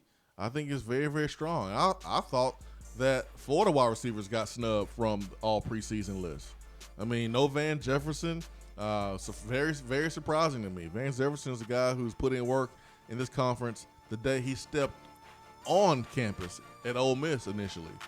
I think Florida wide receivers are really, really, really good, and they may pose a problem to Tennessee if they don't get a hold of Felipe Franks. Florida has a group of guys that do a lot of different things. A lot of different things, man. They got guys on the outside that can run. Freddie Swain, no relation. And they got some bigger guys that can be possession receivers. I mean, Trayvon Grimes is this guy, big body, can make plays, but he also can run downfield too. So Tyree Cleveland. Yeah, it's gonna be a fun matchup for sure against Tennessee. I mean, against Florida for Tennessee. Florida's starting lineup is as good as anybody outside of Alabama and Georgia in the country, but it's Florida's depth in its offensive line that could prevent them from winning 10 games, from finishing second in the East, and it's why I picked Missouri to finish second in the East. I think Missouri has more depth. I think Missouri has a better offensive line. Again, I place a lot of emphasis on the trenches, the line of scrimmage, and Florida's biggest concern is its offensive line. It's a huge concern. It's a bigger concern than Tennessee's offensive line. I would argue that Tennessee has better options along its offensive line going into this season than Florida does. Now, defensive line, they'll be fine. Linebackers, they'll be fine. Secondary has first-round picks at corner, but they don't have depth after those guys. So Tennessee plays them at the end of September. The offensive line isn't, solved. If they've taken some hits on defense due to injury, that's a game that Tennessee could absolutely win. You gonna pick Florida though, right? Today I picked Florida. Yeah, today I picked Florida too. But that might change here in a couple of weeks. It may change in a couple of weeks. All it takes is a couple of injuries on that defense, and we've already seen a couple of Florida players get hurt this offseason and then will miss the entire season. I want to see how our offensive line plays against BYU. Yes. And then I'll be able to. And our defensive line. Yeah, I want to see how the line play. 865-255-03. Stay with us.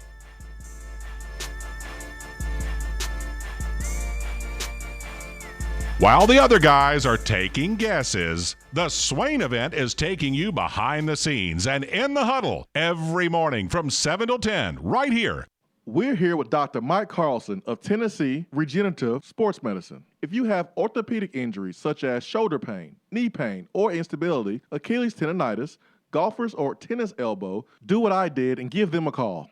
Yeah, Jason, we specialize in regenerative non-surgical orthopedics. So we treat damaged ligaments, tendons, and joints, including things like rotator cuff injuries, knee instability, elbow problems, as well as foot problems like plantar fasciitis, Achilles, things of that nature, by injecting with stem cells and what's called PRP, or platelet-rich plasma.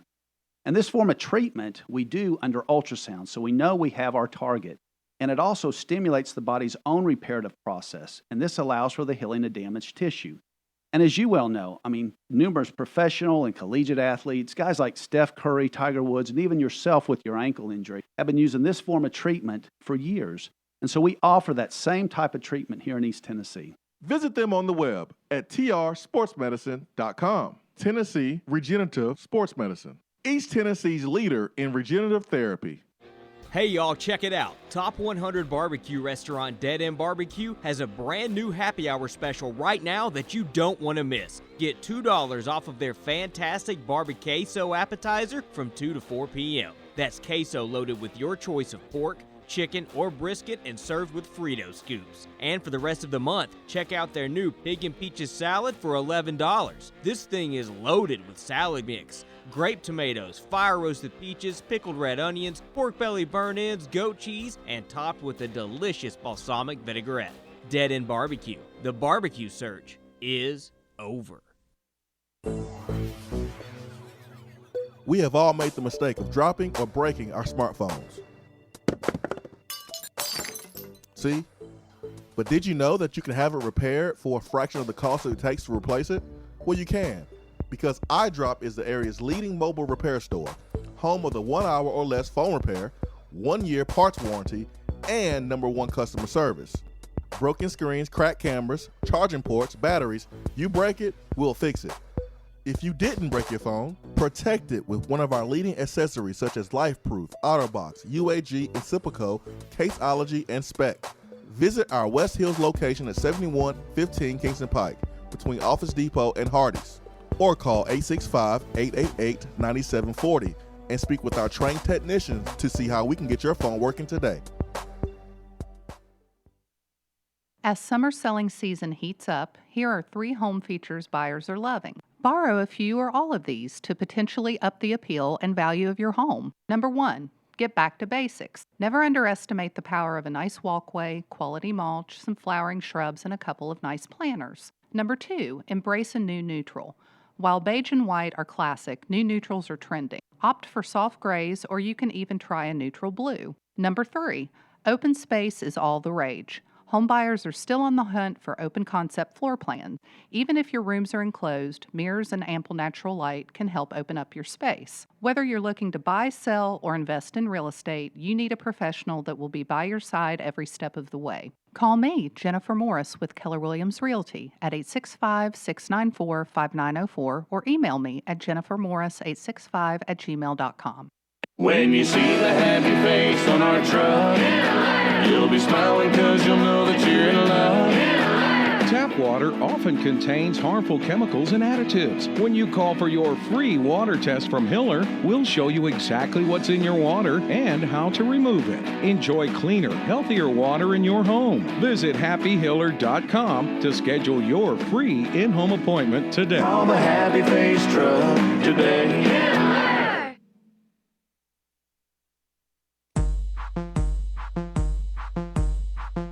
Dan Mullen posing awkwardly with recruits. For what? Gators working out wearing costumes. For what?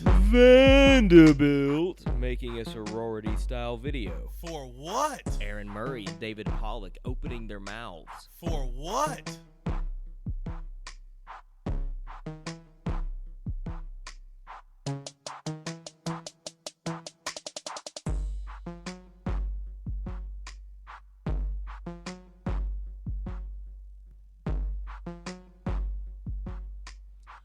All right, it's time for what here on the Swain Event fueled by Dead End Barbecue. All right, Ben, what we got for what? I am giving the NFL a for what. On Friday, the league announced it could not conclude Kansas City Chiefs wide receiver Tyreek Hill violated the league's personal conduct policy, and therefore he will not be suspended. Hill can attend Chiefs training camp, which opens this Friday, July 26th, where he is expected to be a full participant. The league issued the following statement. Over the past 4 months, we have conducted a comprehensive investigation of allegations regarding Kansas City Chiefs wide receiver Tyreek Hill. Throughout the investigation, the NFL's primary concern has been the well-being of the child. Our understanding is that the child is safe and that the child's ongoing care is being directed and monitored by the Johnson County District Court and the Johnson County Department for Children and Families. So, Tyreek Hill will play this year, and I don't agree with it. Nah, I'm not saying that he should sit out the entire season, but I am giving the NFL a for what for not giving him any suspension. I get that they concluded that, that there's not comprehensive evidence or great evidence that Tyreek Hill actually broke his child's arm. I understand that. But I also do not trust Tyreek Hill, a man who has choked his child at one point and pled guilty to this. Also pled guilty to punching his girlfriend in the stomach. Also said, "You need to fear me," B-word, to his fiance. The same man that got kicked out of Oklahoma State for character issues, who could not get into another school in which he was trying to transfer to. Forgive me for not knowing the name of the school that he was attempting to transfer to, but he could not get into that school because of off-the-field issues, and then ended up going to West Alabama. I'm sorry. I do not believe that. I do not believe that situation. I do not believe a man who has had all these incidents follow him everywhere he goes. I do not believe him. And I think it's a shame on the NFL for not at least giving him somewhat of a suspension. A 4-game, 6-game, whatever they've deemed necessary. I think it is ridiculous that he won't sit out at least one game. I think it is pathetic. Kudos to the NFL for concluding that It appears the well-being of the child is okay, but I find it hard to believe Tyreek Hill after everything that he has been through and everything that he has done. In 2015, he pleaded guilty to domestic violence, assault and battery. His girlfriend, who was pregnant at the time, she told police that he hit her in the face and stomach, sat on her, and choked her. That was in 2015. Does Tyreek Hill get the benefit of the doubt? No. But if you have not found any evidence, then how can you punish him? The problem with the NFL is that they have suspended guys like Ezekiel Elliott with the same type of information they've had with Tyreek Hill, maybe even less. They've punished guys who were not found guilty in the court of law, but they punished them because they did not live up to the shield. And Roger Goodell, when he took over, wanted to protect the shield and wanted to make sure that guys that played in the NFL behaved in a certain manner. So, yeah, you can be legally exonerated, but you're still going to get a punishment for putting yourself in that situation. The NFL has inconsistency issues when it comes to punishment. You suspend Tom Brady for 4 games because of deflated footballs. You suspend Ezekiel Elliott 4 games, or I think it was actually more than 4 games. Wasn't it 6? And you did not find evidence to support your suspension. And now Tyreek Hill, when there's been a history of domestic violence, when it looks worse than it does good, you clear him. So I'm not going to sit here and say Tyreek Hill should be suspended today, because if they didn't find anything, then how do you suspend him? But I will say that the NFL has been inconsistent with these things way too much. Here's just another example of Roger Goodell, who has way too much power. They don't have like a discipline committee or anything like that, but Roger Goodell kind of handles these things on his own, and they're all over the place, man. The results are all over the place. The punishments are all over the place, and so they just lack consistency. So NFL gets for what? Not because they did not suspend Tyreek Hill, in my opinion, but they get it for what? Just because they've been really inconsistent all over the place with their punishment. How does Ezekiel Elliott get suspended but not Tyreek Hill? It just doesn't make sense to me. I am giving them a for what for not at least suspending Tyreek Hill for what he said to his fiance. You gonna suspend him for saying something mean? For threatening her when he has been charged with domestic violence in the past for choking and punching and all the other stuff that he did? I would, at least a game or two. I understand. What you're mentioning, what you're alluding to is when on video the girlfriend told Tyreek that his son was afraid of him, and he said, "You should be too." B word. Correct. How do you suspend a player for that? Because you're Roger Goodell. A, that is inappropriate. It is. B, that is threatening to a female. And C, he has a history where he was charged of putting his hands on, I believe it was the same woman. The same woman. Mm-hmm. So those 3 reasons right there is why I would at least suspend him a game. Okay. A game. I agree with you. I understand the NFL not suspending him because there wasn't conclusive evidence that he did break his child's arm. But I would have, if I'm Roger Goodell, at least suspended him for a game or 2 because of what he said, because of his past. I get you. What's weird to me is like the NFL, their security, they know everything. Mm. They can find out anything. And for them not to find out more about the situation, because at the end of this investigation, the girlfriend, like, she wasn't really responsive. She wasn't really participating. She wasn't helpful at all. Yep. And so what's sad is if there's some abuse there and she has the power to bring him to justice or make him accountable, there's also reasons why she wouldn't want to do that, because if he's not playing, he's not making money. And if he's not making money, they're unable to take care of things they need to take care of with his money. Yep. And so, I mean, you hate these situations. It's why so many wives or girlfriends or the victim in general, could be a man. It's why so many victims choose to stay, because the abuser, they are the breadwinner. And so if the abuser gets in trouble, then you lose that money for the family. And that's just unfortunate. And maybe that's why she became really not involved towards the end. But I'm with you, man. I'm not a Tyreek Hill fan. I think he has little man syndrome. I think he has a real problem with respecting, people, period, whether it's a female or a child. I think he should be suspended, should have been suspended. But if you don't find any evidence, I get it. I mean, how do you discipline someone if they don't find the necessary evidence to prove that you are guilty? So yeah, I also hate that.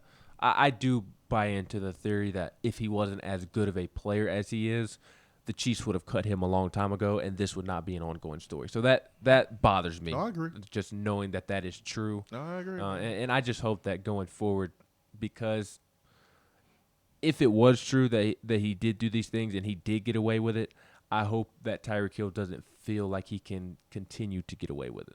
That is my worry for the kid. And although it seems as if the fiance, his lady friend, kind of, they're not fiance, they're not engaged anymore. Are they not? I missed that, but yeah, they done. I hope for her sake and the child's sake, their safety, that he doesn't feel like he can get away with it from this point on. Hey man, when you've skated the law and you're not got in trouble, then that should make you feel like that you're invincible, that you won't get in trouble. So hopefully it does not result in something serious happening. The Chiefs, they've dealt with this before. They had a player kill his girlfriend and then kill himself in a Chiefs parking lot. And so I just hope the Chiefs, with their history of domestic violence, I really hope they have really crossed their T's and dotted their I's. Tyreek Hill is innocent, then he should be able to play if he's innocent. If he has not done anything. Sometimes we take the side of a female, and sometimes the female's not always right. You're correct. We just need to be responsible in how we look at the situation. Tyreek Hill just has a history that makes it hard to give him the benefit of the doubt. Right. 865-200-5503. Hour 3 coming up.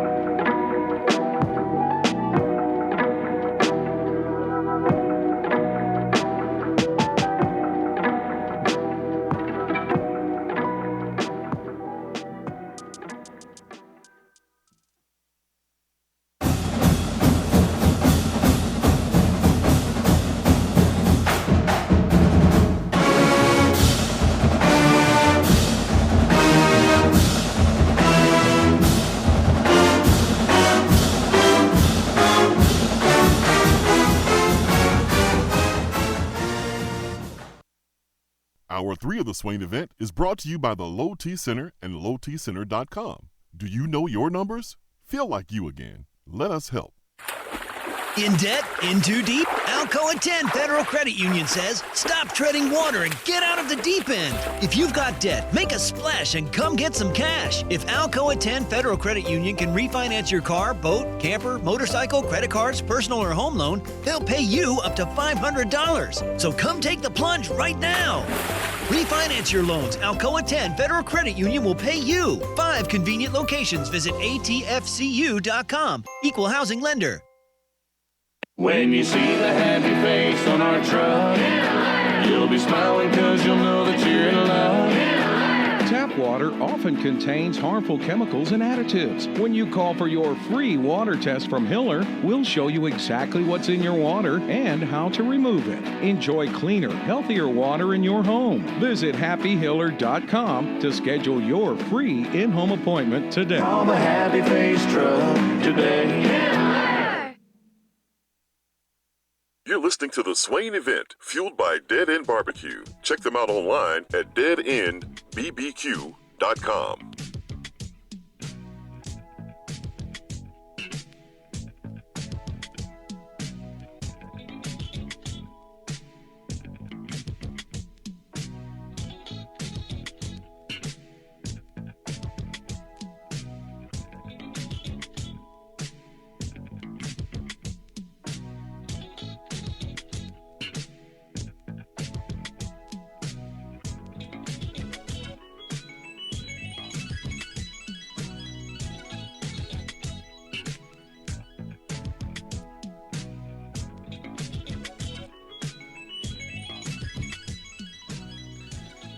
Hiller Plumbing, Heating, Cooling, and Electrical. Man, the temperatures are rising, so you better make sure that your AC unit is working properly. If it is not, if it is working at 75% and you feel the difference, why wait until it goes out? Call Hiller right now.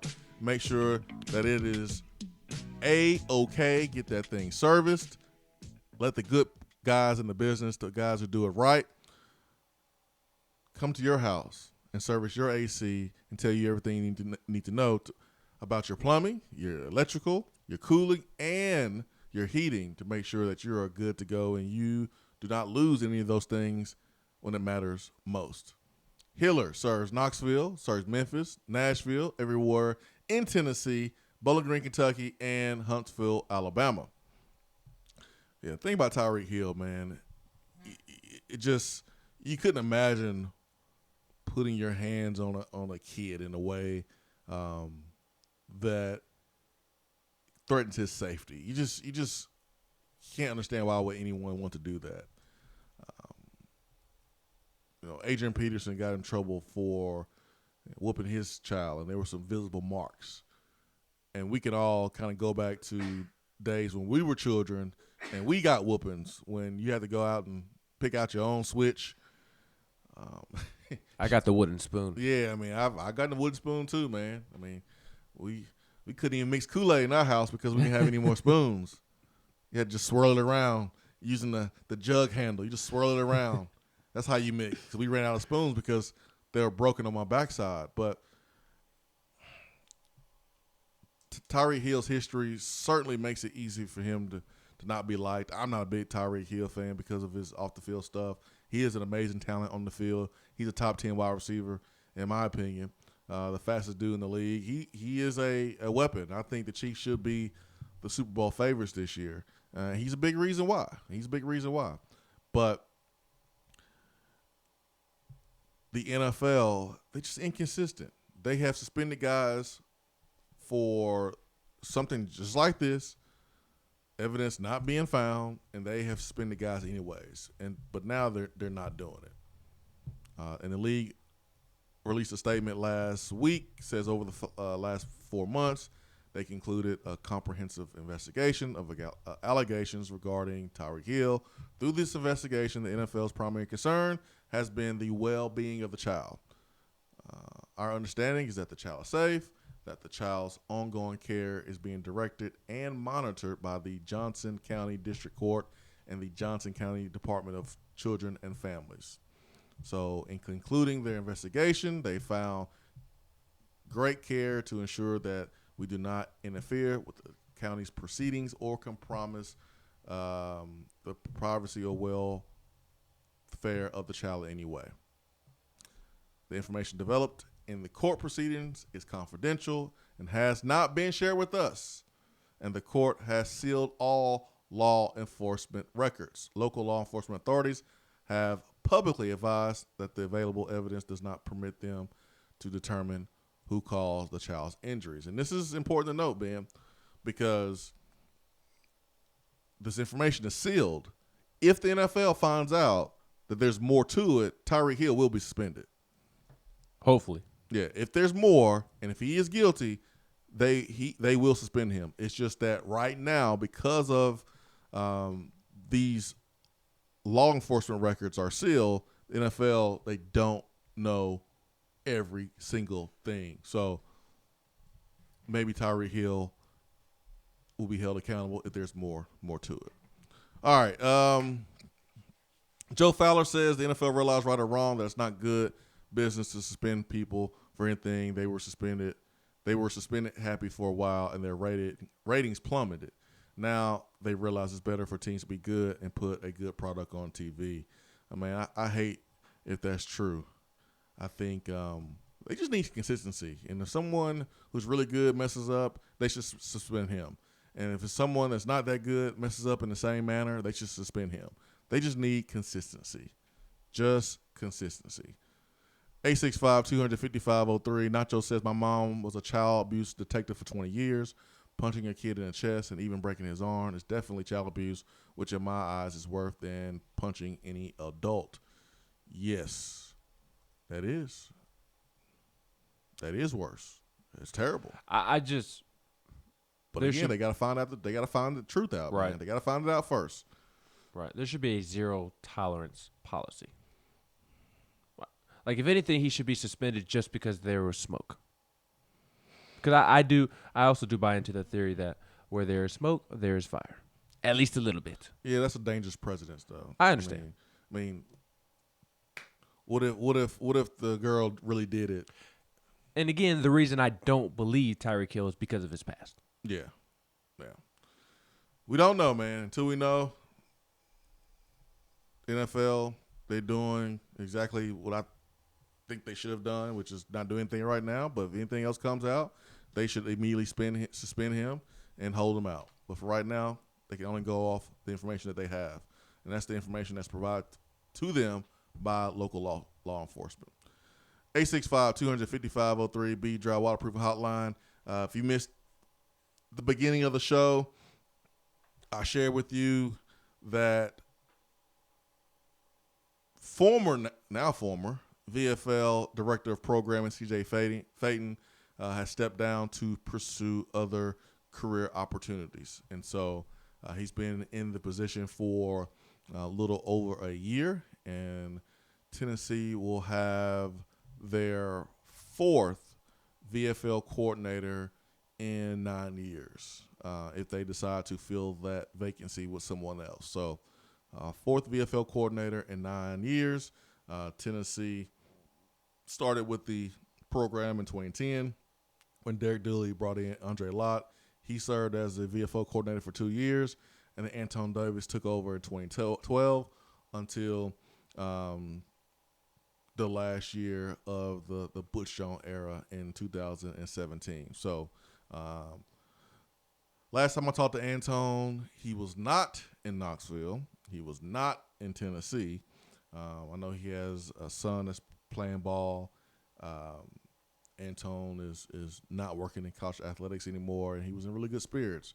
And I just really hate that for him, his situation here at Tennessee as a VFL coordinator. And so we got to do a better job.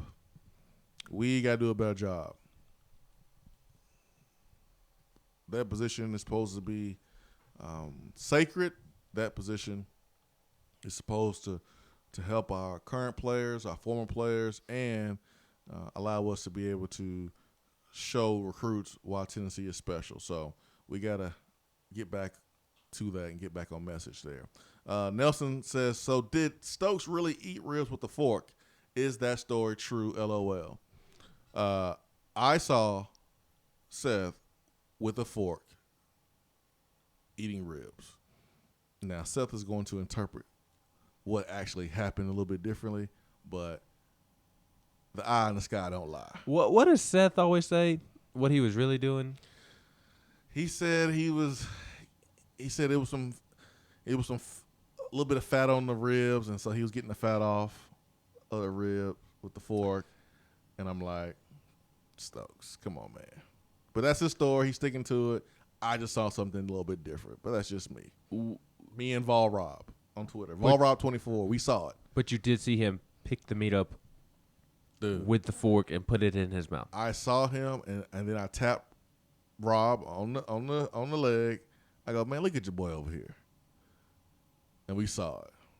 Now, if he was actually picking the fat off, is that understandable to use a fork to get the fat off of the rib? I mean, when you eat ribs, it's kind of understood that this. I mean, it's not right. It's not chicken breast. It's not turkey breast. I mean, ribs are fattening, so you know what you sign up for. Better pick that rib up with your hands and eat it the way it's supposed to be eaten. Now, I lost a bet. During March Madness, a bracket challenge bet where I had to eat ribs with a fork as part of a bet. So I can't talk too much. Only the fact that it was just a bet. It's not something I got caught doing because that's what I do. I lost a bet. Who we got on the phones? Oh, Chip Payne. Chip. What's up, Swain? Chip Payne and Ben's butt. Good morning. That's right, brother. That hey, man, sounded he knows very how to, weird. He knows how to get somebody ticked off, but they got to call and defend themselves. Man, I think he does that on purpose, man. Say that again. I said I think Ben does that on purpose, where he gets somebody riled up, so they got to call in and defend themselves. Man. Only you and Volstorm. And I'm DR Vol. annoying. Man, that's hurt, man. You might as well just kick me in my old cup, brother. I'm just kidding. You know I'm just messing I with you. know it, man. I know I got love for you. Hey, Swain. Yo. Hey, you might need to check Ben's resume, see if he's got one on Monster.com, because all that love he's showing for Big Blue Nation or whatever they call themselves, man, he might be trying to get on with Matt Jones or something, brother. You might want to check in on that. I might need to, man. He might be trying to get a job with the Kentucky football program, with the Kentucky administration over there. He's been loving him up lately. Yeah, I'm showing everybody love. He's passing out participation trophies. No, Ben likes being right, man. In Kentucky was a good team last year. He doesn't think they're gonna fall off the cliff. So yeah, we'll see if Ben's right. Know, yeah, we'll see if Ben's wrong. Chip Payne, hold on. Are you just going to what? are you just going to ignore the fact that I said Tennessee could beat Florida? I didn't get no comment on that, man. No, that's what I thought. Hey, That's man, what I thought. When you're speaking the truth on some things, I can't talk about it, bro. It doesn't fit your narrative. What's wrong with your phone, Chip? Yeah, call us back, Chip. If your phone is your phone's acting janky this morning. That's what he gets. Who we got next? Rev, good morning. Good morning, gents. How we doing this morning? Great, man. His phone sounds great. Hey, I just calling to show some love, Swain. Back in 2015, I had a real bad dark spot in my life, and you and TC really helped me out a little bit there. And I was calling in to show some love and let you guys know that really went a long way with me. And 5 years later, I've now become a business owner. Wow. And so next time I'm in town and you guys want to get together, Dead End Barbecue on me. Oh yeah, man. I'm gonna take you up on that, man. That's awesome, man. Thanks for sharing that. That's amazing. You too, Ben. Dead End on me, brother. Thanks, buddy. Anyways, congratulations. You guys are the only sports show I listen to. Anyways, so thank you, Swain. I'm gonna get off here. I gotta get back to work, but I thought I'd call and show some love. You guys have a good day. Thank you, man. Thank you so much. Wow, that's cool. Huge congratulations. Man, that's really cool right there. That's really cool. And TC jokes around a lot, makes jokes at people's expense all the time. But at the end of the day, TC's a good dude, really good dude, big heart. So glad that Rev is doing really well, and glad that he has his own business and he's successful. He can pay for Dead End Barbecue. I'm gonna take him up on that offer. I ain't passing that up. You crazy? About to have me some pimento mac and cheese. I'm about to have me some ribs, some burnt ends. Now they have the pork belly burnt ends. Woo woo! What are pork belly burnt ends? Pork belly is like kind of like bacon. Self-explanatory. Yeah, I mean it's kind of like bacon, but they cube it and they smoke it, they glaze it, and it's just like brisket burnt ends, but it's pork belly. Really, really good. I had a dead end at the church yesterday. I had my go-to, the Bernie Mac. Delicious as always. My wife got the tachos. Oh yeah, you can't go wrong with tachos. With the pork and the chili on top. Can't go wrong with tachos. Hour 3, powered by Low T Center and lowtcenter.com. Be right back.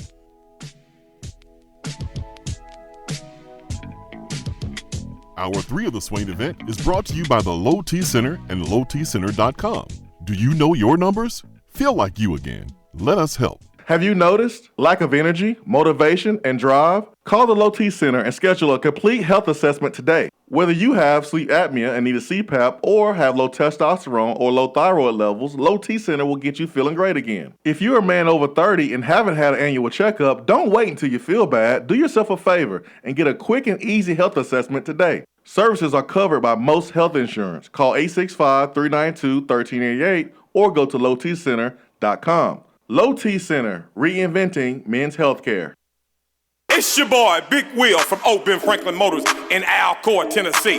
911 Louisville Road. Yes, it's getting hot, and I know it's summertime getting close by, and I know you're looking for that new ride. So come on out to 911 Louisville Road, ask for Big Will, get $1,500 off, and we're giving a free vacation to anybody that buy a new car.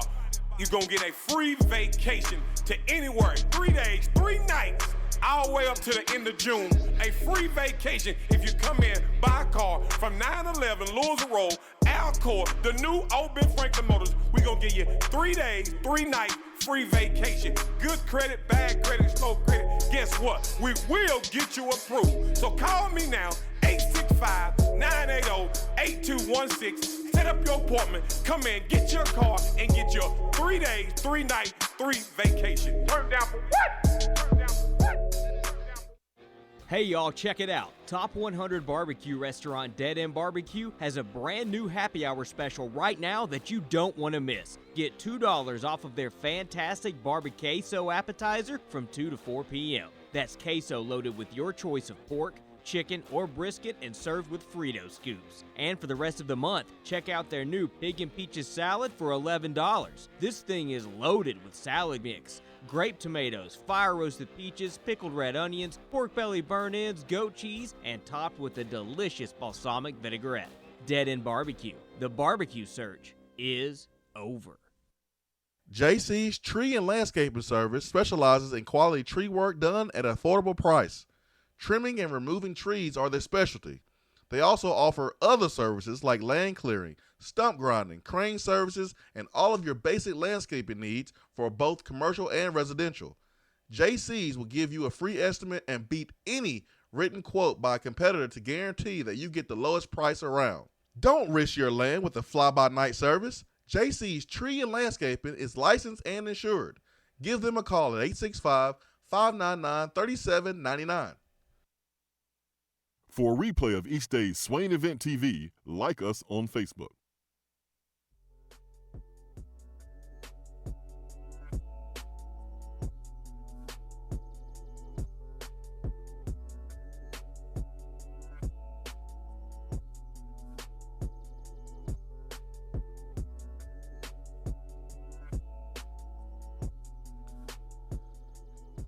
All right, let's see if Chip Payne has his phone issues resolved. He is back on the Beat Dry Waterproofing Hotline. Chip Payne, good morning. Again. What's up, brother? All right, man. You sound better. Yeah, man. The this hands-free law down here in Georgia, man, it got us all messed up, brother. We can't have the phone up to our ear. You know, we gotta have a Bluetooth or earpiece in, man. And so my fault, brother. I should have pulled over. I'm sorry. It's all good, man. We have we just implemented that law here July 1st. I think it's a good law. And it is, man. It's a good real law. good law. Yeah, it's a good law. So yeah, I mean, next time, just pull on over and rap with your boys. So what's up? Have you seen the new season of Last Chance U? I have not. I that was the biggest upset of the weekend, was me not sitting down and binge watching that. Oh my gosh, yeah, I stayed up all Friday night watching it. Is it good? I got 2 things that came out of it. I'm not no spoiler person, but I will say this: Jeremiah Johnson is a beast, and there's some small town, small-minded people that don't like a game, and that's how I'm also living there. I'll have to check it out, man. And unfortunately, the Johnson kid that Chip just mentioned is expected to be the starting outside linebacker at Georgia this year. Yeah, he'll be. Great. All right, Bulldog Chip. Oh, Got I'm him. talking to Bulldog Plain over there. Calling in. Best friend TJ. Man, Bulldog Plain. I bet Butch Jones has better phone service than you. Oh, I bet he's got more shoe collection than you. That's all right. I got a bigger shoe. That's all that matters. Yeah, but you got to stuff with socks at the end to make your foot look big.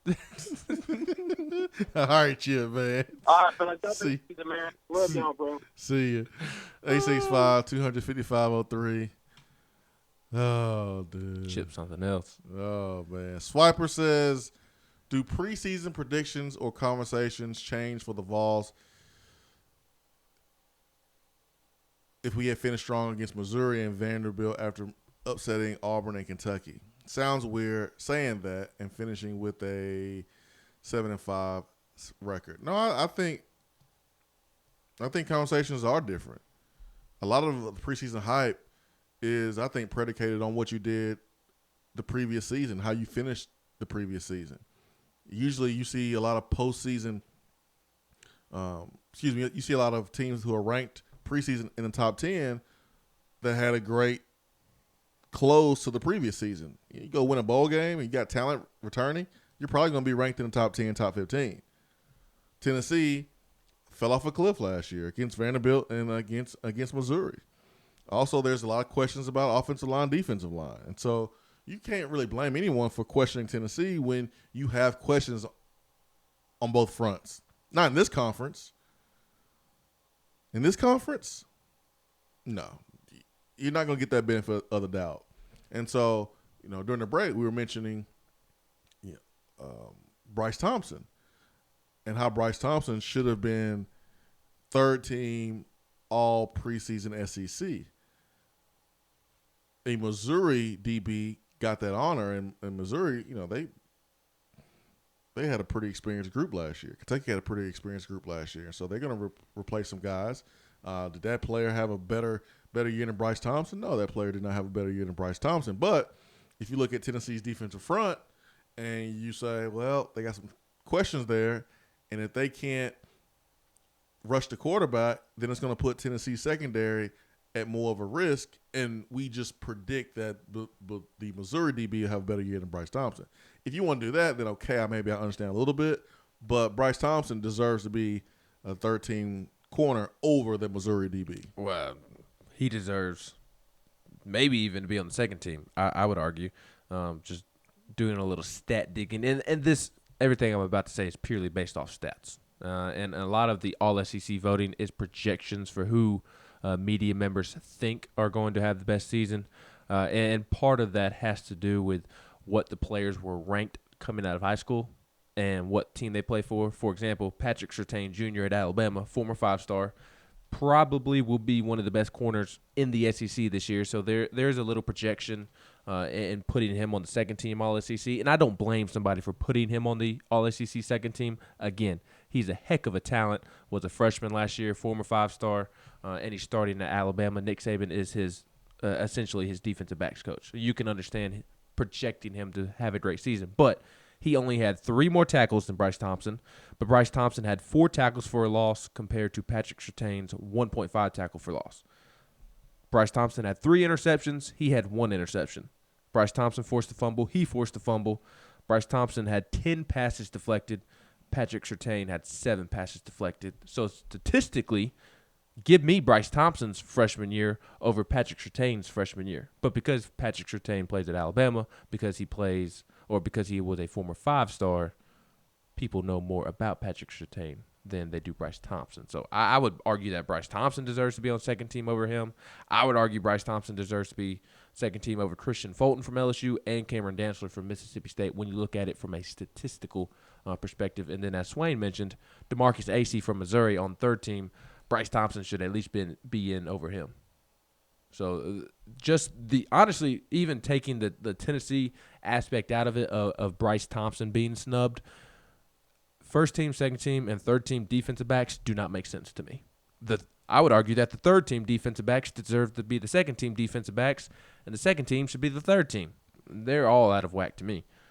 You know what they remember most is what you did during the season and the postseason awards. So I think this is great because now Bryce Thompson can use this as motivation. Mm-hmm. Remember, Bryce Thompson almost was on his way to a JUCO or a very, very small school. South Carolina said no to Bryce Thompson, and Irma was basically like Farragut of Knoxville to Columbia. And South Carolina did not bring in Bryce Thompson because of some questions, maybe with an incident or character or whatever. Tennessee did some digging. They did their due diligence, and they felt comfortable bringing in Bryce Thompson. So Bryce Thompson last year had that edge that he used as motivation. He had a reason to say, you know what, Carolina took my scholarship away. No other SEC teams gave me love. I'm about to prove people wrong. And guess what he did his first year? He proved people wrong. He was recognized as a freshman All-American. And so here's a new challenge for him. One thing that hurts college football teams, college football programs, players, is complacency. When you reach the top of the mountain, and most people don't lead with the same drive and motivation they had to get to the mountain. They don't have the same to stay on the mountain. So it's easy to get to the top, take a step back, or take a deep breath, or get an All-American vote, be on an All-American team, and think you have arrived. Not saying Bryce Thompson is that player at all, but most folks are like that. Tennessee football, as an example, Tennessee football got complacent in the mid-2000s. There's no other way to say it. People can deny it all you want to. That is what it is. You got to the top. It was a steady decline. Look where we are. People got complacent. It could be administration. It could be donors. It could be coaches. It could be players. Whatever you want to put the blame, it don't really matter. But there was complacency. It happens to players too. And so here's something that Bryce Thompson can use as motivation. And it's not fake. Like, it's not fake bulletin board material. No, this is legit. Now, this is real, man.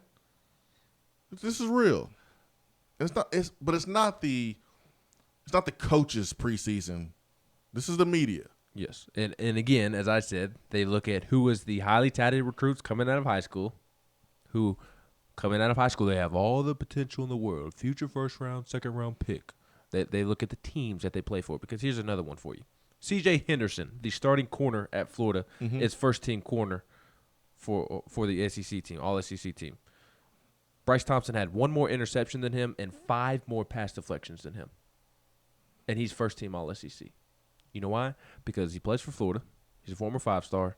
And Florida won, 10, 11 games last year? Looking at the corner-specific stats, again, Bryce Thompson had 1 more interception and 5 more pass deflections than he did. Why is C.J. Henderson on there over Bryce Thompson? Not even just on there. Why is C.J. Henderson first team over Bryce Thompson? Now, he did have 4 more tackles, 1 more tackle for loss, and 2 more sacks. But if we're talking about a corner, those aren't really the first stats that you look at when you are looking at a corner. So I don't know. I want to know what coaches think about who is first team, second team, or third team preseason. And coaches have enough to worry about, so I doubt the coaches will want to do this at all anyways. But there's one thing to say, okay, here's the media's pick for first team, second team, or third team. I want to know what the coaches think. I want to know true thought. Yeah, I want to know when they turn on the film and they have to go up against number 10, what are they saying to themselves? Is number 10 one of the top 6 corners in the SEC? I don't know what they would say, but I wish that we could because at the end of the season we get the SEC all SEC coaches team where supposedly the coaches vote on the all SEC players, but I don't believe for 1 minute that the coaches actually take time to sit down and go through and pick out who is the best of the best within the SEC. That's all the SID doing all that. So I do wish we could get a fully transparent coaches all SEC team. And here's another unfortunate aspect of the All-SEC teams is that they don't have true positions. It's like the third team All-SEC defensive backs has 3 safeties in one corner. What secondary is playing 3 true safeties in one corner? Can we not get 2 corners, 2 safeties on each team? The defensive line, can we not get 2 defensive ends, 2 defensive tackles? Or along the offensive line. The offensive line is the worst, where they will put 5 tackles on the first team All-SEC. Can we get 2 tackles, 2 guards, and a center? Yeah, if you are the third best tackle in the league, you should be on the All-SEC second team. Yeah. But because of the way that they do it, that third or even fourth best offensive tackle in the SEC will be on the first team because they don't have 2 offensive tackles, 2 offensive guards, 2 centers. I mean, 1 center. So, but at the end of the day, it does not matter. Yeah, motivation for Bryce Thompson, I don't care. Motivation for Bryce Thompson. And hey, only 1 player got recognized, and that was for special teams. Not saying special teams doesn't matter. It does, but there's a lot of players that you decided to come and play at Tennessee, not because you wanted to be a special teams master. You became one because you wanted to be a master at your position first, and then you understood how the third phase of the game was important too, so you became good at 2 of the 3 phases, but you didn't sign up to be a gunner on special teams. You signed up to play on offense or defense, and we don't have anyone on offense or defense. So this should be motivation for everyone. This should be motivation for Jared Garantano all the way down. It should be motivation for Callaway, and he even made it. But he should feel disrespected that he made it as a return specialist and not a wide receiver. Should. I like it, man. I like Tennessee being picked 5th. I like none of our players being picked for any of the All-SEC teams. More motivation. Bring it on. Swain event.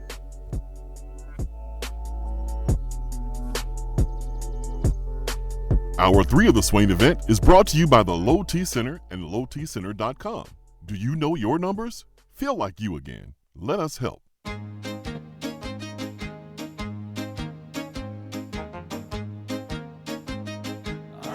Goes your car insurance. Nobody likes surprises, so switch to Erie Rate Lock. Get a great rate that stays that way even after an accident, ticket, or inflation. In fact, it's locked until you change a car, driver, or your address. Your Erie agent in Knoxville is InsureFit RM. Get a quote at 865-684-4900. That's 865-684-4900. Erie Rate Lock does not guarantee continued insurance coverage and is not available in all states. You're driving home, flashing blue lights in your rearview mirror. The next thing you know, you're being arrested for DUI. Be responsible, but remember, just because you're arrested doesn't mean you're guilty. Call DUI and criminal defense attorney Marcos Garza. Put this number in your phone right now, 865-540-8300, because you never know when you or a friend will need it. Don't say guilty, say Garza. 865-540-8300 and GarzaLaw.com. We have all made the mistake of dropping or breaking our smartphones. See? But did you know that you can have it repaired for a fraction of the cost that it takes to replace it? Well, you can, because iDrop is the area's leading mobile repair store, home of the 1 hour or less phone repair, 1-year parts warranty, and #1 customer service. Broken screens, cracked cameras, charging ports, batteries, you break it, we'll fix it. If you didn't break your phone, protect it with one of our leading accessories such as LifeProof, OtterBox, UAG, Incipico, Caseology, and Spec. Visit our West Hills location at 7115 Kingston Pike between Office Depot and Hardee's, or call 865-888-9740 and speak with our trained technicians to see how we can get your phone working today. Hour 3 of the Swain event is brought to you by the Low T Center and lowtcenter.com. Do you know your numbers? Feel like you again. Let us help. Showers likely today, mostly cloudy with a high of 83 and a low of 67. Look for more rain tomorrow with a high near 79 and a low around 60. The rain takes a break on Wednesday, mostly sunny with a high in the low 80s. Weather on the Swain event is brought to you by Be Dry. If your basement is wet or cracked, Be Dry can help. BeDry.com. Do you have sloping or uneven floors, foundation cracks, or a leaning chimney? Do your windows and doors not open properly, or are there gaps where the floor and walls meet? Don't worry, BeDry offers approved foundation repair solutions like steel I-beams, helical piering, epoxy injections, carbon fiber applications, and more. Make sure that your home is on stable ground with BeDry. Call them at 865-588-0454 or find them online at BeDry.com.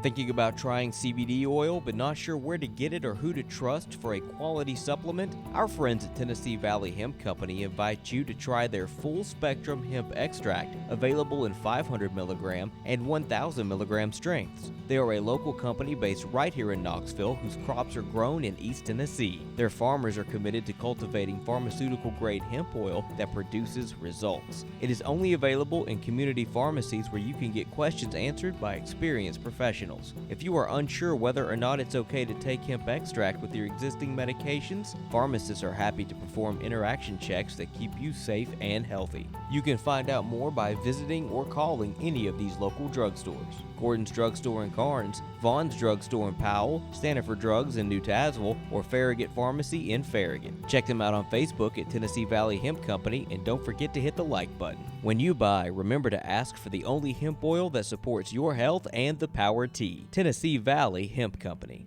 These statements have not been evaluated by the FDA. This product is not intended to diagnose, treat, cure, or prevent any disease. At work? Can't call in? Don't feel bad. You can talk to the guys on the text box. It's part of the free Swain Event app.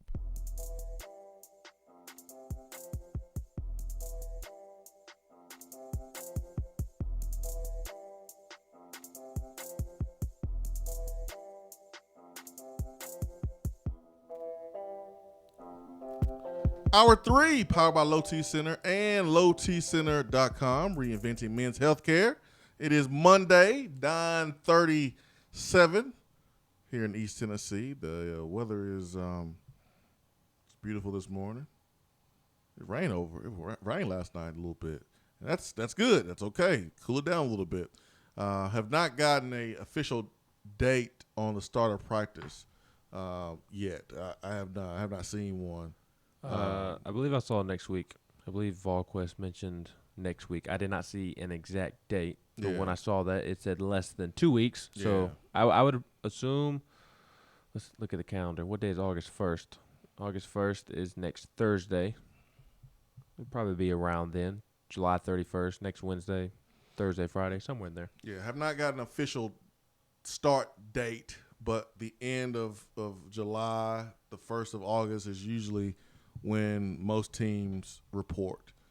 And the NFL teams, they always report earlier because they play a preseason game like the first week or second week in August. The Broncos started practice last week, last Tuesday or Wednesday. A.J. Johnson trying to make the team. Again. Yeah. Again, you remember he made the team last year, signed a deal. But it's the NFL. Everyone's trying to make the team every single year. Anyone can get cut. So, yeah, A.J. Johnson with the Broncos. Just don't know the official start date. Like, what's the first day of practice? Don't know that. Every time I've asked, I have not gotten an answer. So I have not gotten that official start date. When you do report, you report in the dorms, and everyone in the country undergoes a drug test by the NCAA. Everyone in the country has to pee in a cup when you report for fall camp. So whatever you was doing during the summer, you better get it out your system. How long do you have? I'm not an expert in that. I'm department. not either. That's why I'm asking. I've never taken a drug test that I remember. Yeah. I've heard that it's 3 to 4 weeks, something like that. I've heard, but I know there's somebody listening who has experience in this. So if you could drop some information on the text box to let us know, we won't even read your name. Just give us some info. I've heard 3 or 4 weeks for marijuana. Some other drugs, I think it leaves your system a little bit earlier. But it's sad that we have to talk about this. But hey, it's college sports, it's college football. There's young men, there's young women out here that feel the need to take drugs, and you just can't do it. There are drugs tests that are given by the university. Those are random drug tests, and they can pick who they want to pick. And so I use the word random loosely here, but they can pick guys that or girls that they know that's clean to say that, okay, we have lived up to the standard. We have lived up to the policies of making sure we drug test people during the season. They can not drug test people they know that's going to fail it. But at the beginning of the season, fall camp, everyone takes it. And then if you go to a bowl game, everyone takes it then too. So keep your eyes open. There's going to be one player in college football that's going to fail the first drug test. And it's so dumb. That's like failing an open book test. You know it's coming. Oh, man, it's so dumb. So dumb. Let's just hope that the player that does fail the drug test does not play for Tennessee. I hope so. I hope not, man. I hope not. Last year,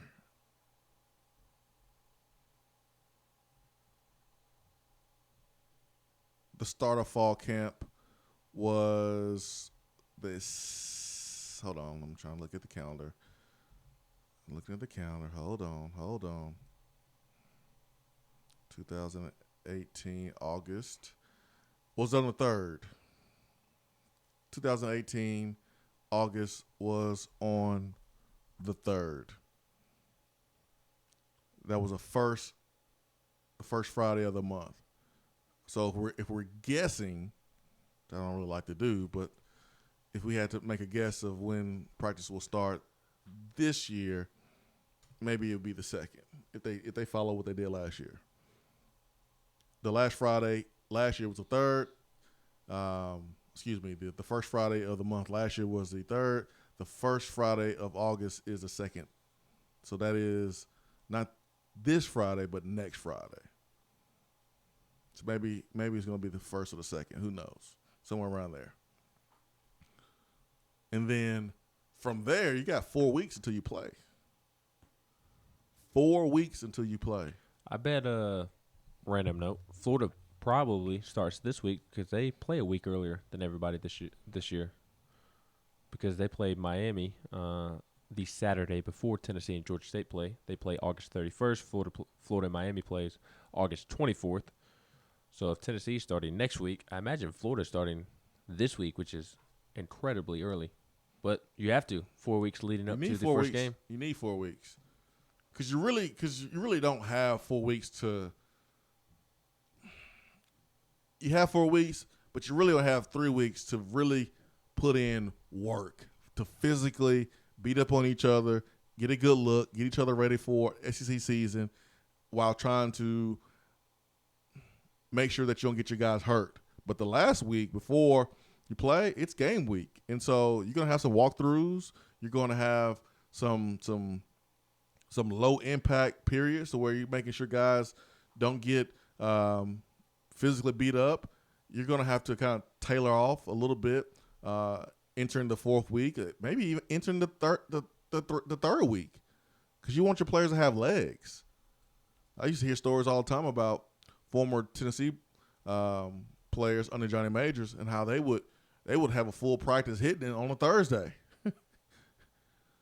like scrimmages on Thursday, and sometimes you may not have your legs on Saturday. So the strength staff, the medical staff, along with the coach staff, have to do a really good job of kind of knowing when to beat on their guys, but also knowing when to dial it back a little bit, so that way you have your players healthy for the first game of the season.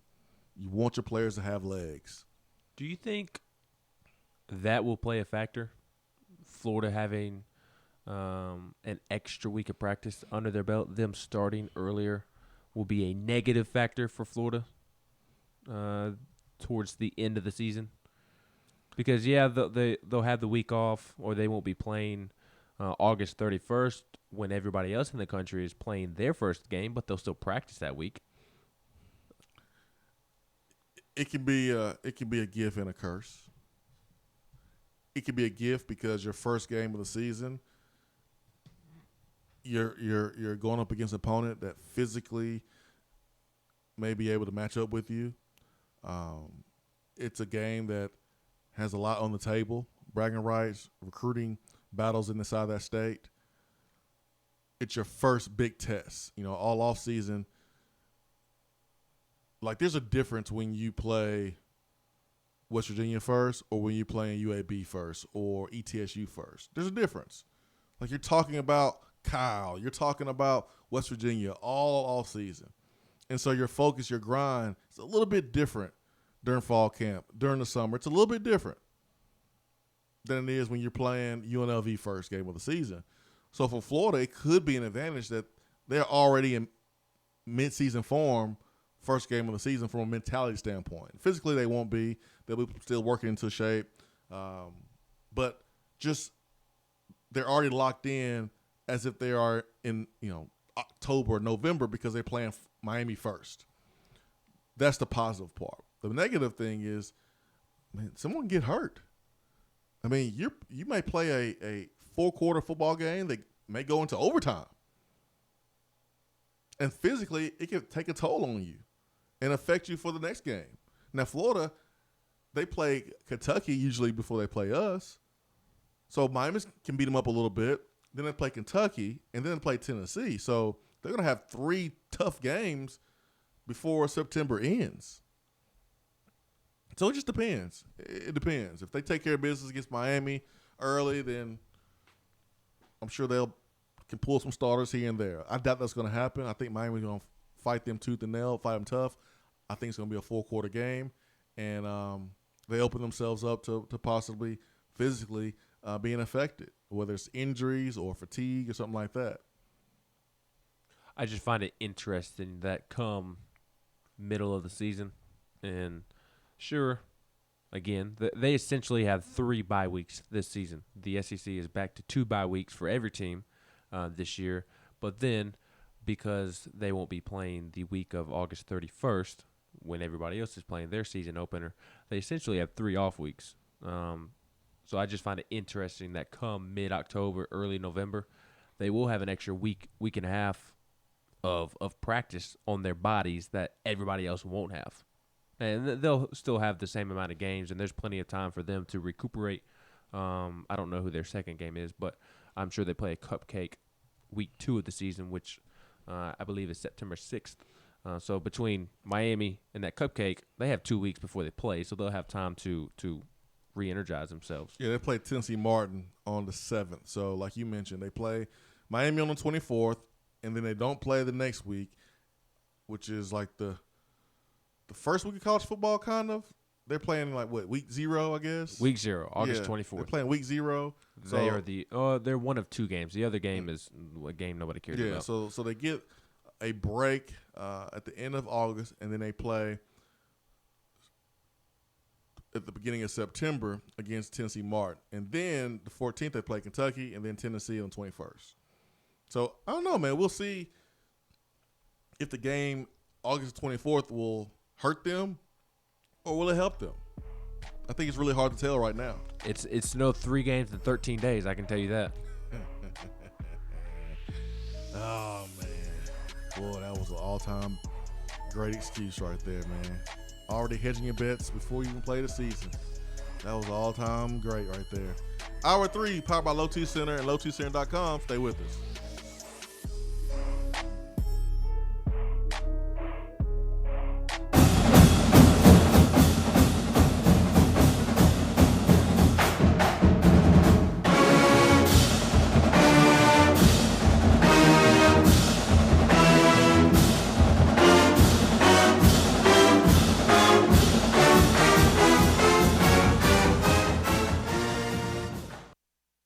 Hour 3 of the Swain event is brought to you by the Low T Center and lowtcenter.com. Do you know your numbers? Feel like you again. Let us help. In debt? In too deep? Alcoa 10 Federal Credit Union says, stop treading water and get out of the deep end. If you've got debt, make a splash and come get some cash. If Alcoa 10 Federal Credit Union can refinance your car, boat, camper, motorcycle, credit cards, personal or home loan, they'll pay you up to $500. So come take the plunge right now. Refinance your loans. Alcoa 10 Federal Credit Union will pay you. 5 convenient locations. Visit atfcu.com. Equal housing lender. When you see the happy face on our truck, you'll be smiling because you'll know that you're in love. Tap water often contains harmful chemicals and additives. When you call for your free water test from Hiller, we'll show you exactly what's in your water and how to remove it. Enjoy cleaner, healthier water in your home. Visit happyhiller.com to schedule your free in-home appointment today. Call the happy face truck today. You're listening to the Swain event, fueled by Dead End Barbecue. Check them out online at deadendbbq.com.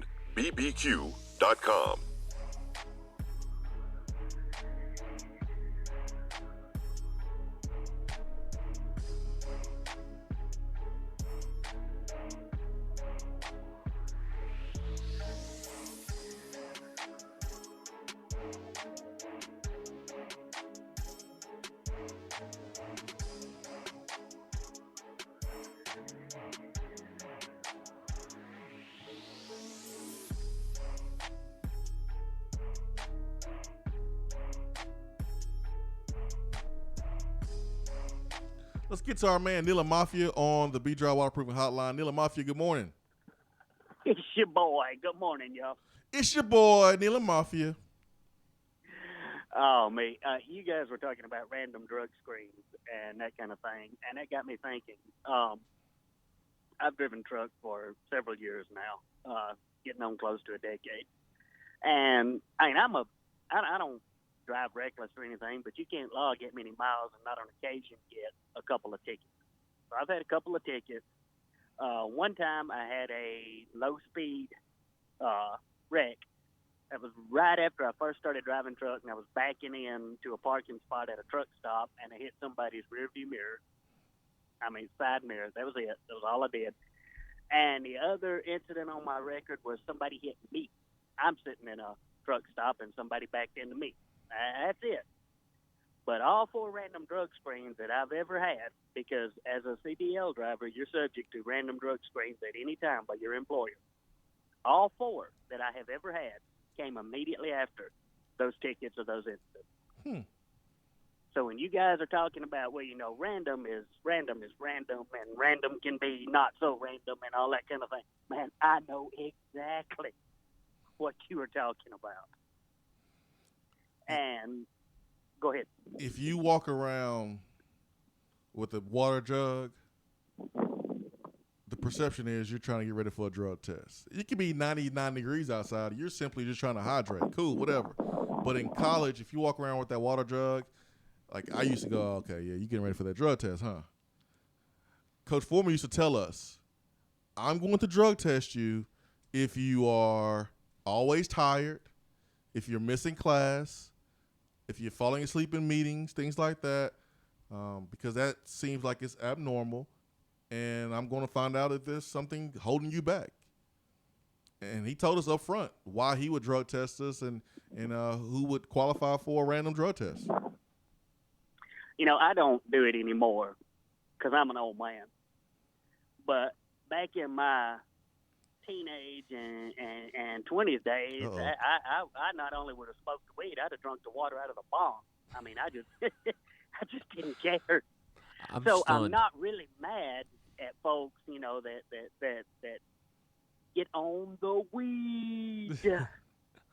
But the problem is when you are doing things that do affect others, like operating heavy equipment, or you know, you're part of a team mission where what you do affects everybody else. I mean, you know, I can see it because I'm not going to sit here and tell you that it doesn't slow you down a little bit, dulls your reaction. You know, I'm not gonna say that, but I hope someday there comes a way where drug tests that screen for marijuana don't just, because right now all they do is say yes, they've smoked it, or no, they haven't. And if, say, player X, after a game, instead of taking his pain pills or whatever, hits half a joint because his shoulder is hurting, and then goes to bed, and then the rest of the week he doesn't do anything, because he feels fine, and, he has no drug problem, and he has all that kind of thing, but he gets popped for just that. Swain, I don't care. Yeah, There's a difference, there's a difference in somebody having a problem and somebody, not, because I'll go home tonight and have a beer or two, and if you tested me tomorrow, it would magically be out of my system. But I would still have done the same thing as that guy on the weed. Yeah, I'm not a big fan of popping kids with pain medication, loading them up with that stuff because they can get addicted. I'm not a big fan of that at all. But at the end of the day, marijuana is illegal, and it's a banned substance. And if you get popped on the first drug test, you are stupid because everyone knows it's coming. So, I have my view on what the NFL should allow and what they shouldn't allow. They're the biggest hypocrites in the world. It was okay for a dude to get hooked on pain medication, but it's not okay for them to use marijuana for medicinal purposes. But then we understand how dangerous drunk drivers are, and there's millions of beer and alcohol ads connected to pro sports, but that's another conversation for another day. My point is, if you get popped for the first drug test as a college football player, you are stupid and you deserve whatever happens to you, because everyone knows that you're going to get tested as soon as you report to football practice. That's just the way it is. I am amazed at all the people in the text box who are very familiar with how long you need before it wears off, before you need to take a drug test. Man, we got people over here saying we got some natural remedies on how to cleanse your system out. Vol Guy 27, you can boil some yellow root into natural cleanser. If it shows up on the test, it can be used for cold and some sickness. I may or may not know about this. The thing about Tennessee, like if your levels are not high, then you're good. If you've passed a certain level, then okay, you're in trouble. So they can test, and there may be some history or some evidence that you've done a little bit, but the levels are not high enough, then you'll make it pass. If you got high levels of marijuana, yeah, you're gonna get popped. You're gonna get in trouble. Here's my thing. If you are in a position to where you can go to the NFL and make a lot of money and change your family for generations to come, why even risk it? That's my whole thing with it. In any sport, not just football, basketball, baseball, if you have a chance to make a lot of money and change your family for forever, why even risk it over a little bit of weed?